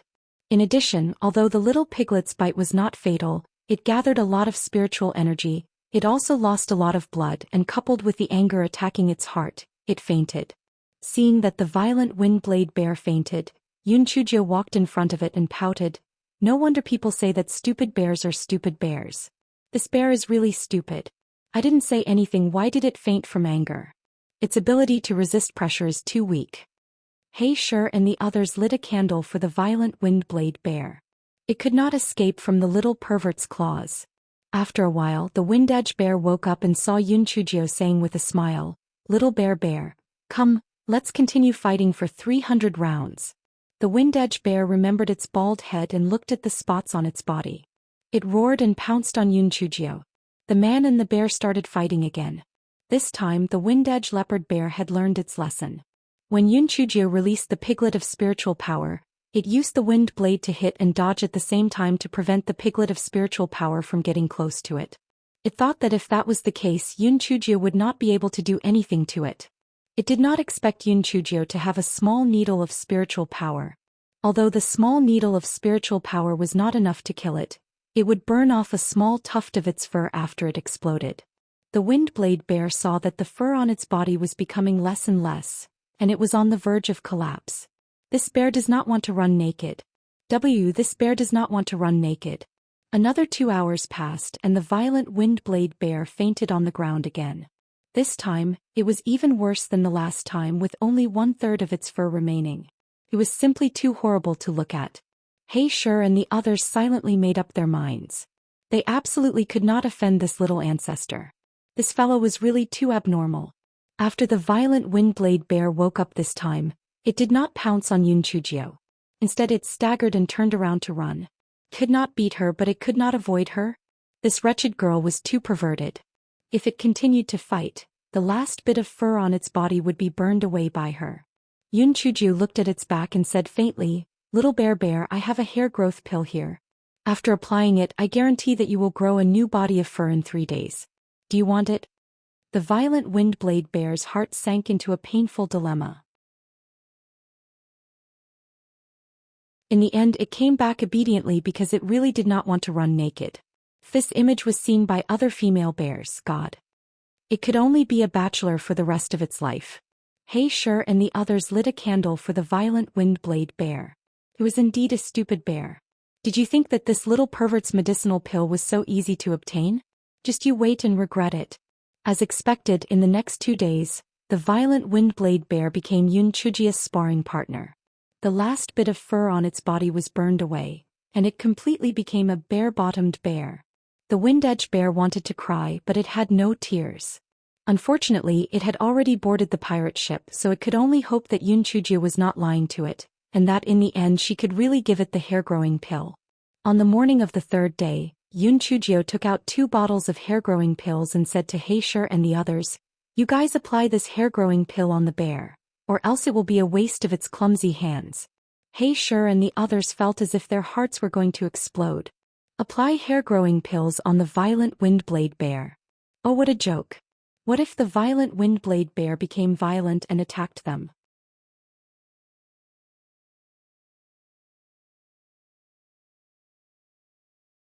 Don't worry, little bear is a good bear that keeps its word. It won't attack you. Besides, don't you still have me? If it dares to be disobedient, I will kill it, Yunchujio said confidently. Heisher and the others saw that Yunchujia's attitude was firm, so they could only start to apply the hair growth pill to the violent Windblade Bear with tears flowing down their faces. They had never dreamed of this scene, it was simply too weird. The violent Windblade Bear was also confused at this moment. Demonic beasts instinctively rejected humans, not to mention letting people get so close to them. However, in order not to run naked, it could only endure it. Finally, Heisher and the others finished applying hair-growing pills. Their foreheads were covered in cold sweat. What a joke. This was similar to pulling teeth from a tiger's mouth. Only the little ancestor could make such an absurd decision. Then why did Yunchuju do this?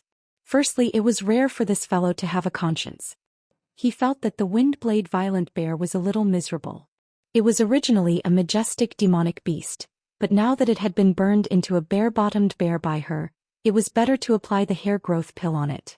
Secondly, she also wanted to take the opportunity to test if Heisher and the others were completely obedient to her orders. Little bear, you can leave now. Don't worry. In less than 3 days your hair will grow back. I guarantee that it will be thicker than your original hair. Isn't there a saying that goes, if the old doesn't go, the new won't come? The violent Windblade Bear covered its ears and ran away as if it was flying. It didn't want to listen to the nonsense. Yunchujio saw that the violent Windblade Bear had run far away and sighed. This sparring partner has run away. I still have to think of a way to catch another one. Heisher and the others mourned for the demonic beasts in this area for half an hour. The little ancestor was going to harm the demonic beasts again. As expected, the demonic beasts in this area would be in bad luck for the next period of time. Regardless of whether they were willing or not, in the end, Yunchujio would use all kinds of methods to coerce them into submission. They would only be released after 2 days as sparring partners. Heisher and the others were surprised to find that Yunchujia's progress was extremely fast. Although she had not leveled up with the rapid improvement in her movement techniques and fighting experience, she was actually becoming more and more proficient in dealing with level 31 demonic beasts. 10 days later, Yun Chujio once again proposed to go deeper. Heisher knew that it was useless to persuade her, so he could only fearfully go deeper into the depths of the depths of the depths of the depths of the depths of the depths of the depths of the depths of the depths. When Yun Chujio encountered the demonic beasts again, she no longer acted willfully. She no longer hid anything and went all out to fight the demonic beasts. Occasionally, when she was defeated, Heisher and the others would come forward to help. In the blink of an eye, another 10 days had passed. Yun Chujio felt that it was about time. It had been nearly a month and a half in total. It was time to return to the Mo residence to take a look.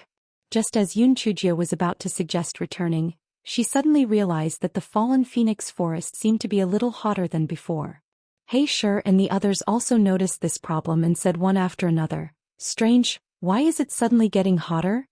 "Yeah, and it's getting hotter and hotter. There are no volcanoes in this fallen phoenix forest, so why is it suddenly getting hotter?" "Oh right, isn't it rumored that this fallen phoenix forest is the nirvana land of the phoenix?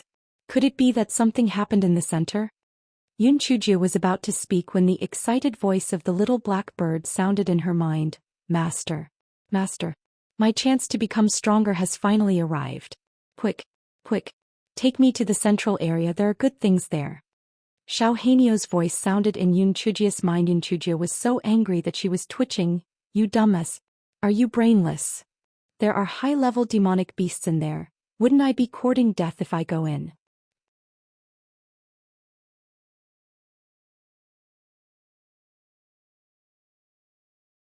"Master, you have the fire-repelling pearl on you, so you don't have to be afraid no matter how hot it is.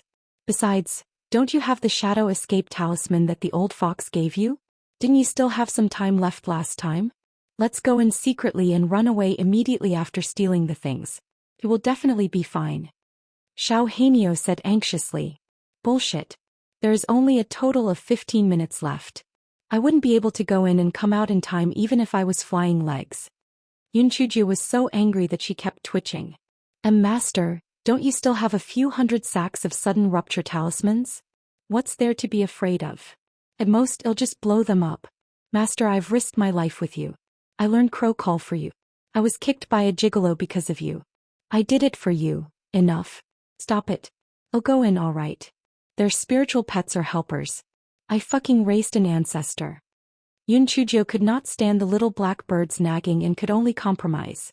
The little black bird immediately said obsequiously, Master, Master, you are indeed a peerless beauty, the city-toppling Xiao Hanio. I really love you to death. Don't worry, when I become stronger, it'll definitely help you torture the scum. When the time comes when there are more enemies, you just need to stand at the back and leave the rest to me." Hearing the little black bird's words, Yun Chujio felt a little more comfortable. It made sense. If Xiao He became stronger, it could be considered an extra help when they encountered strong enemies in the future. Heisher and the others wait outside the fallen phoenix forest. "I need to go in and take care of something," Yun Chujio said to Heisher and the others. Heisher and the others thought they heard wrong. "Miss, what did you say?" Yun Chujio said it again, but Heisher immediately stopped her. "No. Miss, you are courting death. The demonic beasts inside are very high level. Not to mention you, even your mysterious expert will die if he goes in." The other 5 people also agreed. "Miss, you can't be stupid. The demonic beasts inside are not only very high level, but they are all fire-type demonic beasts. They are very brutal. Miss, besides, the temperature has suddenly increased.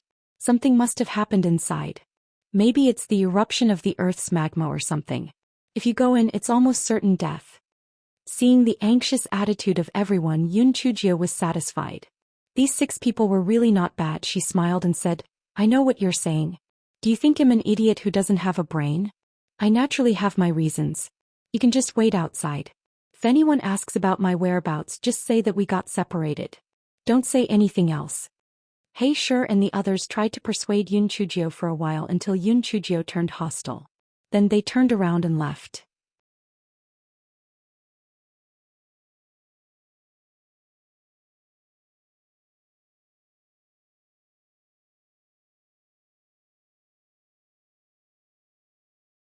And Foam kept the talisman and accompanied Yun Chujio to the depths of fallen phoenix forest. The deeper they went, the higher the temperature.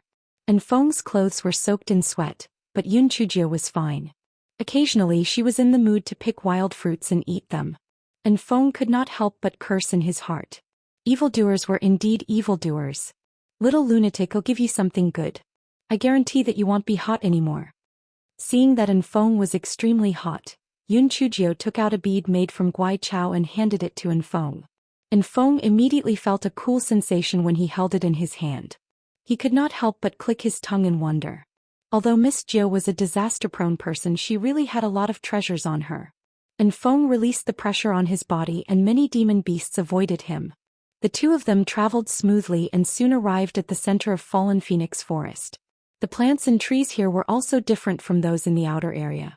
They were all heat-resistant species and even the soil on the ground was crimson red. Little lunatic, just wait for me here. Anyway, we have a voice transmission talisman so we can contact each other at any time, Yun Chujio said to Feng in a low voice. Feng could only nod his head and give some instructions. Then he jumped onto a thick tree and waited.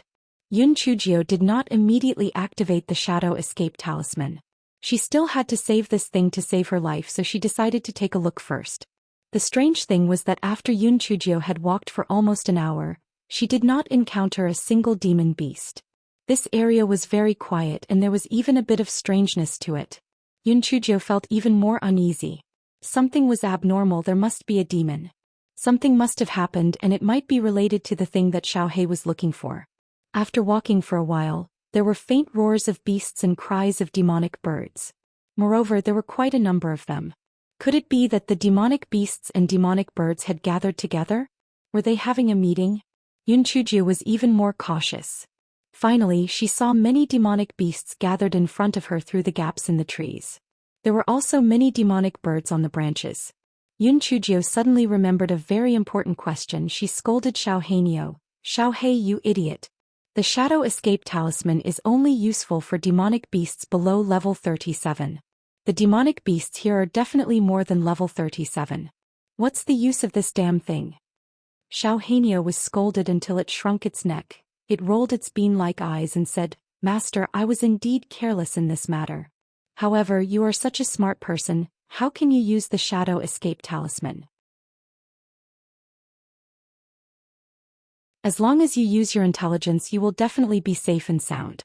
Master, I believe in you." Bah. Flattery is useless. Is the thing inside really important to you? It is very, very important. Obtaining that thing is equivalent to me cultivating for at least 1,000 years, Xiaohei said seriously. Alright, since that's the case, I'll go all out.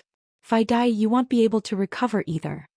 Yun Chujio gritted her teeth and said, "The scourge lives for 10,000 years. Master, you'll definitely be fine." Xiaohei flapped its short wings and said obsequiously, "Get lost." Yun Chujio blinked her eyes and no longer deliberately hid her figure. She swaggered forward. Soon, some demonic birds and beasts noticed Yun Chujio, but for some reason they did not attack Yun Chujio. Yun Chujio's heart skipped a beat and she continued to hop forward. One after another, the demonic birds and beasts issued warnings, but Yun Chujio continued to hop forward as if she did not hear them. Finally, Yun Chujio walked to the front of the group of demonic beasts and widened her eyes in surprise.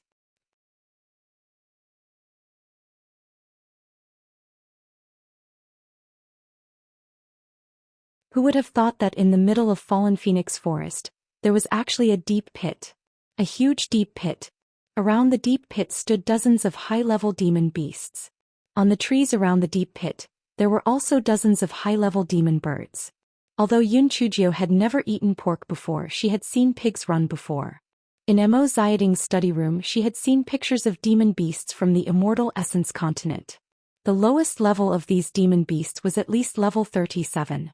Yun Chujio's first reaction was not fear but relief. Damn, it was a good thing she didn't use the shadow escape talisman. It would be a waste if she used it. This fairy was really smart. The demonic beasts and birds were originally focused on the deep pit, but when they saw Yun Chujio, the uninvited guest, they were both confused and angry. What was this little ant doing here? How did she come here safe and sound? However, these demonic beasts and birds were obviously afraid of something. Although they were all staring at Yun Chujio with vicious eyes, none of them came to attack her. "Hi, good afternoon, my lords. I'm really sorry. I got lost and came to take a look when I saw the bustle here. Don't worry about me. Do what you need to do. I'm just here to watch the show. Yun Chujio waved her claws, she said with a smile. Was this little ant crazy? Was there something wrong with this little ant's head? Was this little ant a fool? That was the first thought that flashed through the minds of the demon beasts present. Although they wished that they could slap her to death, they couldn't afford to lose too much because of a small loss. Therefore they no longer paid attention to Yun Chujio and turned their gazes to the deep pit again. Yun Chujio touched her chin. Excuse me. Let me take a look at the front. I came all the way here.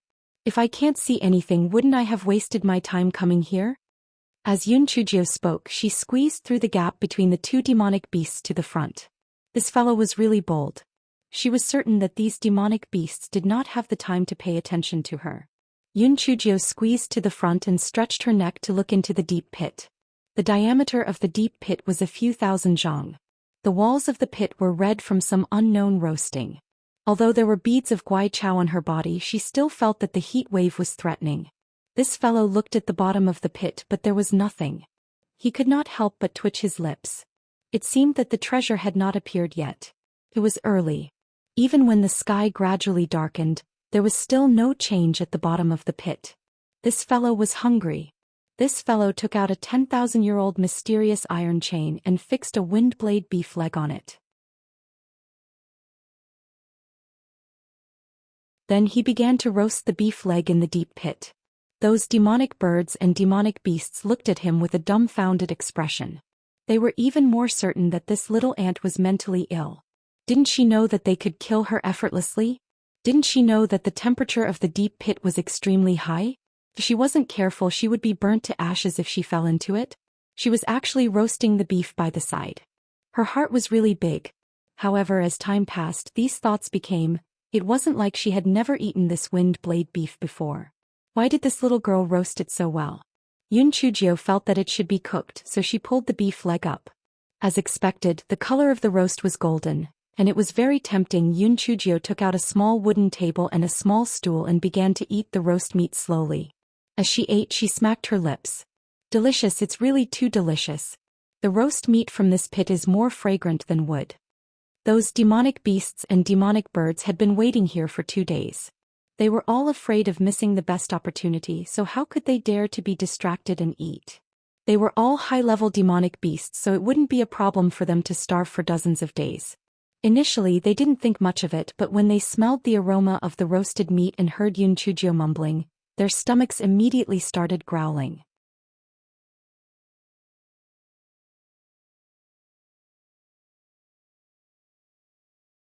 These demonic beasts all had some captured demonic beast corpses in their own space. Some of them couldn't help but start eating as well. Some of them took the lead. The rest of the demonic beasts thought that it was impossible for such a coincidental treasure to appear at this time, so they all began to eat as well. Alright, the situation that was originally waiting for them turned into a group feast in an instant. Some of the beasts stared at Yun Chujio. This little ant must be delicious. Why not eat her? Just as the beasts were about to take action, they heard Yun Chujio say with a smile, "If any of you dare to attack me, I will pour water into it. The treasure you want won't like water, right?" As Yun Chujio said that, she poured a basin of water into an empty space beside her. The temperature of the ground was too high, and the water quickly turned into steam as it splashed onto the ground. As soon as Yun Chujio did that, the demonic beasts began to roar at the restless demonic beasts. And the demonic beast had no choice but to suppress the thought of eating Yun Chujio. Yun Chujio curled her lips.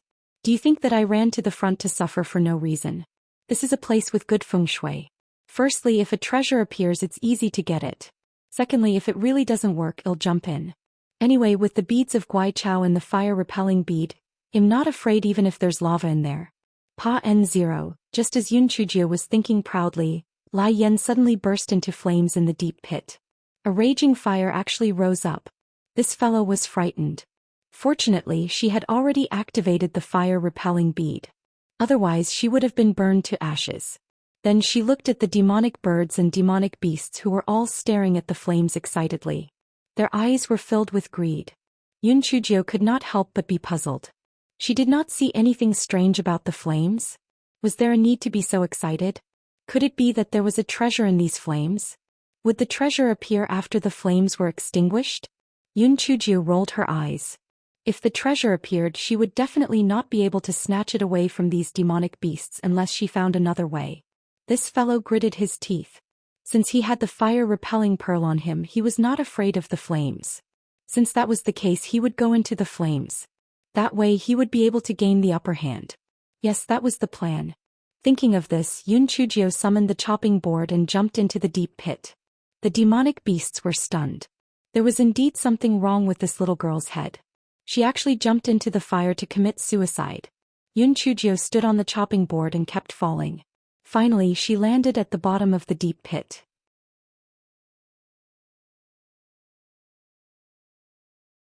Xiao Hanyo couldn't wait to get out of the spiritual beast bag, so Yun Chujio let it out. Master, it's that bead. I was right. There really is an ancient phoenix's nirvana bead here. Xiao Hanyo said excitedly. Yun Chujio was so angry that she grabbed its short wings. You idiot. You were wrong. If this wasn't some bullshit nirvana pearl, wouldn't I have risked my life for nothing? Xiao Hanyo blinked her eyes guiltily. Master, I didn't guess wrong.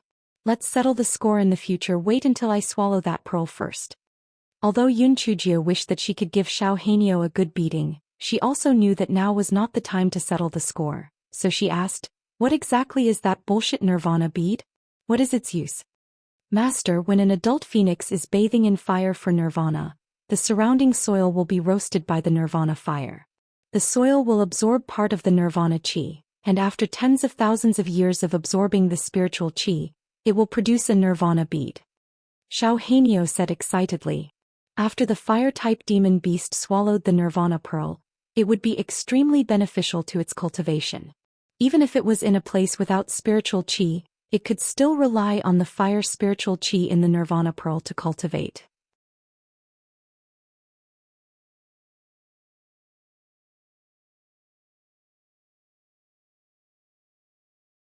This is similar to the 3 troublesome things in my dantian. Are you sure this bead won't be like them? Yun Chujio asked Xiao Hanyo worriedly. It won't be. The nirvana bead contains the fire of the phoenix. It's impossible for it to produce a weapon spirit, Xiao Hanyo said proudly while glaring at Qi Ling. Then how do you get that pearl? Do you want me to throw you out?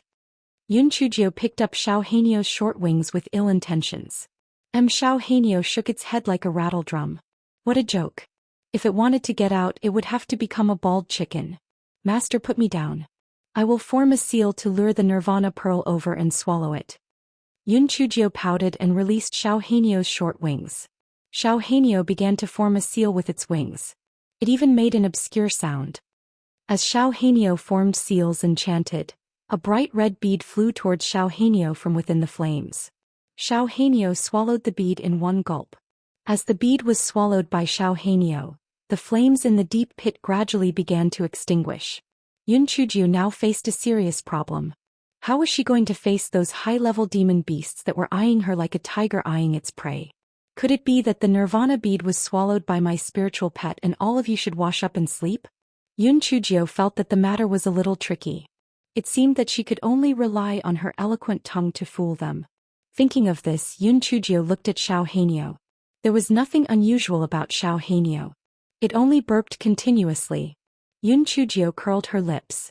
She was not afraid of settling accounts. She would deal with you when she went back. Yun Chujio put the little black bird into her spiritual beast pouch and flew up on the chopping board.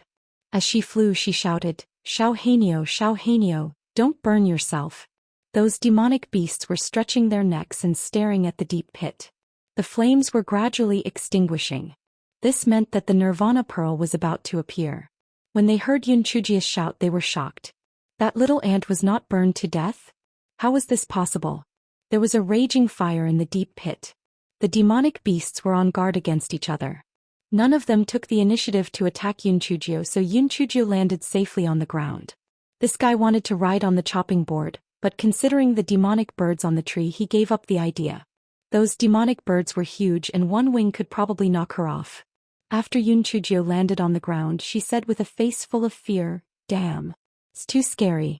There's a red bead in the pit and it almost burned me to death. When the demonic beasts heard the red bead, they immediately looked at the bottom of the pit.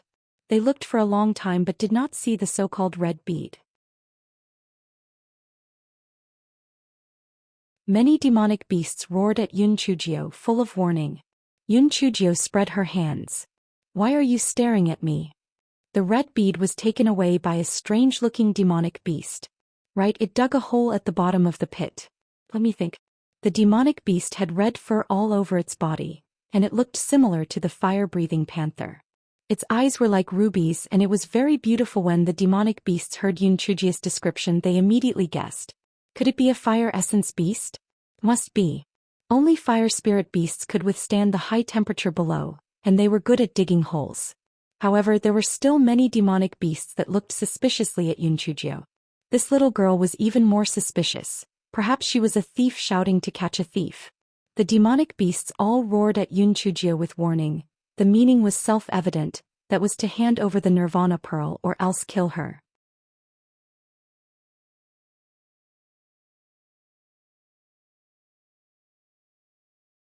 Yun Chujio said innocently, "Why are you staring at me? Are you suspecting that I stole that pearl? I don't lack money, what use do I have for that broken pearl?" The demonic beasts thought that it made sense. That pearl could only be absorbed by fire-type demonic beasts, so it was indeed useless to this little ant. "Everyone, you might as well go down and take a look if you want to interrogate me. Maybe that monster didn't run far," Yun Chujio said loudly. One of the demonic birds heard her words and flapped its wings and flew down to the bottom of the pit. The other demonic birds were afraid that the demonic bird would beat them to it, so they also flew down one after another. The space at the bottom of the pit was limited. These demonic birds kept colliding with each other. The Nirvana bead didn't notice it, but a few of the demonic birds started fighting. They kept making angry cries and a layer of bird feathers fell from the bottom of the pit. Yun Chujio secretly looked at the surrounding trees. She thought that with so many demonic birds she could take the opportunity to escape on the chopping board. She did not expect that there were still a few demonic birds that did not move at all, staring at her coldly. Yun Chujio could not help but curse in her heart. Damn it, the remaining few were all at level 40. Indeed, the higher the spiritual power of the demonic beasts, the smarter they were. How could they escape? Although some demon beasts were deceived by Yun Chujio, there were still quite a number of demon beasts staring at Yun Chujio. They all felt that the Nirvana Pearl was most likely taken by this little ant. The reason why they did not make a move was because they were afraid of other demon beasts. They were all observing the situation. Therefore, although Yun Chujio was temporarily safe, it was almost impossible for her to leave this place. Yun Chujio used the tactic of not moving when the enemy didn't move. Not only did she not run away, she even lazily took out a chair and sat there. She crossed her legs and slowly said, "Usually, it is very difficult to see so many high-level demonic beasts. Today I have really learned a lot. I have nothing else to do for the time being. I will stay here and wait for you to catch the thief who stole the bead to prove my innocence." When the demon beasts saw Yun Chujio saying this, they were also a little uncertain. If the Nirvana bead was taken by this little ant, shouldn't she run away quickly? How could she be so calm? Could it be that the fire essence beast really stole the Nirvana bead? The demon beasts fighting below finally flew up and chirped. It meant that there was no trace of the fire essence beast below. A wild explosive bull could not hold back its anger. It walked in front of Yun Chujio and stomped on the ground with its huge hooves. A crack instantly appeared on the ground.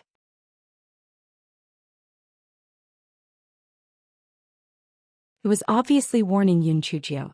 Yun Chujio sneered in her heart. These demonic beasts were on guard against each other. As long as she did not run away, no demonic beasts would dare to really attack her. Therefore she glanced at the wild explosive bull. "Sir Bull, it won't help even if you stomp this place down. It's not like I took the bead. How can I give you a bead?" The wild bull roared a few times and raised its front hooves as if it wanted to step on Yun Chujio. Yun Chujio didn't move at all and looked as if she could do whatever she wanted. The wild bull was at its wit's end.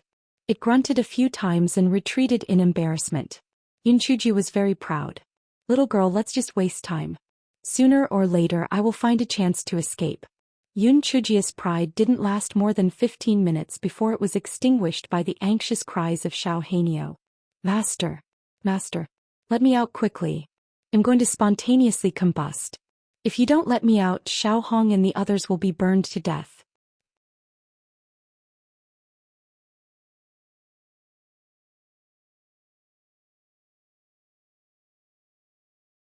Yun Chujio was so angry that she almost passed out.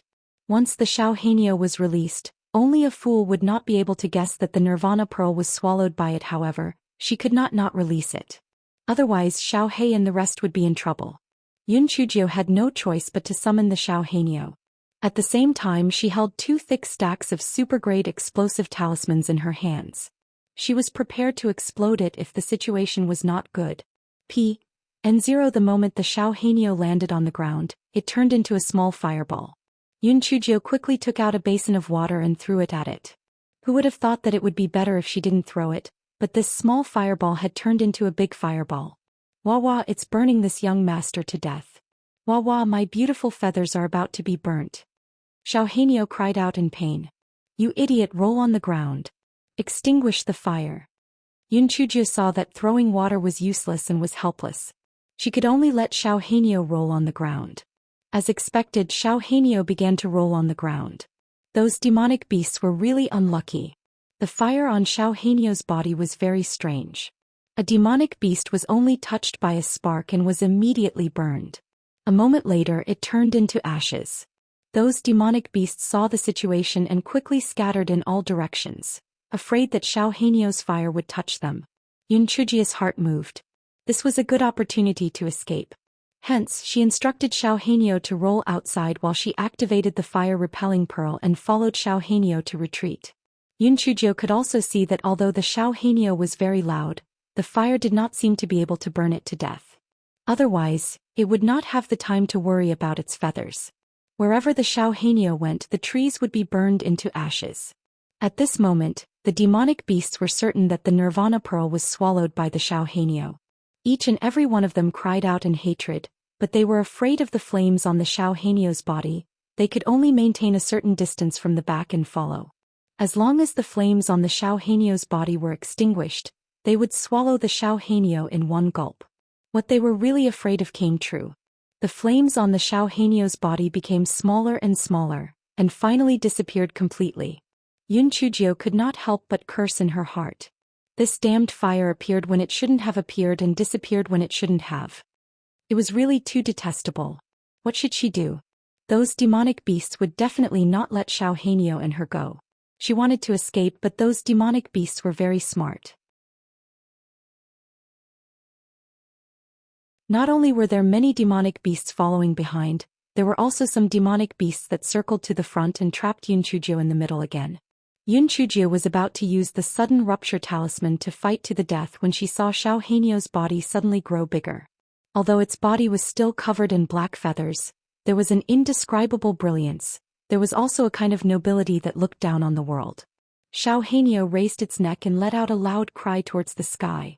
Clang, clang, clang. The ancient records flashed in Yun Chujio's mind. A phoenix in flight and clang, clang, clang. Xiao Hei was really a phoenix. Those demonic beasts and demonic birds immediately felt a huge pressure. Xiao Hanyo's noble bloodline had an absolute suppression on them. All the demonic beasts and demonic birds knelt on the ground, trembling as they bowed and submitted. It wasn't only the demonic beasts in the fallen phoenix forest that were like this. At the same time, almost all the demonic beasts in the entire immortal Yuan continent simultaneously knelt and bowed towards the fallen phoenix forest. The ancient divine beasts were the gods of all the demonic beasts in the world. This kind of reverence flowed in their blood. They had no other choice but to kneel and submit. At this moment Yun Chujio only had 2 words to express her feelings. Awesome. You're tuning in to the Romantic Tales YouTube channel. Don't forget to subscribe and join us on this journey to catch the most captivating stories.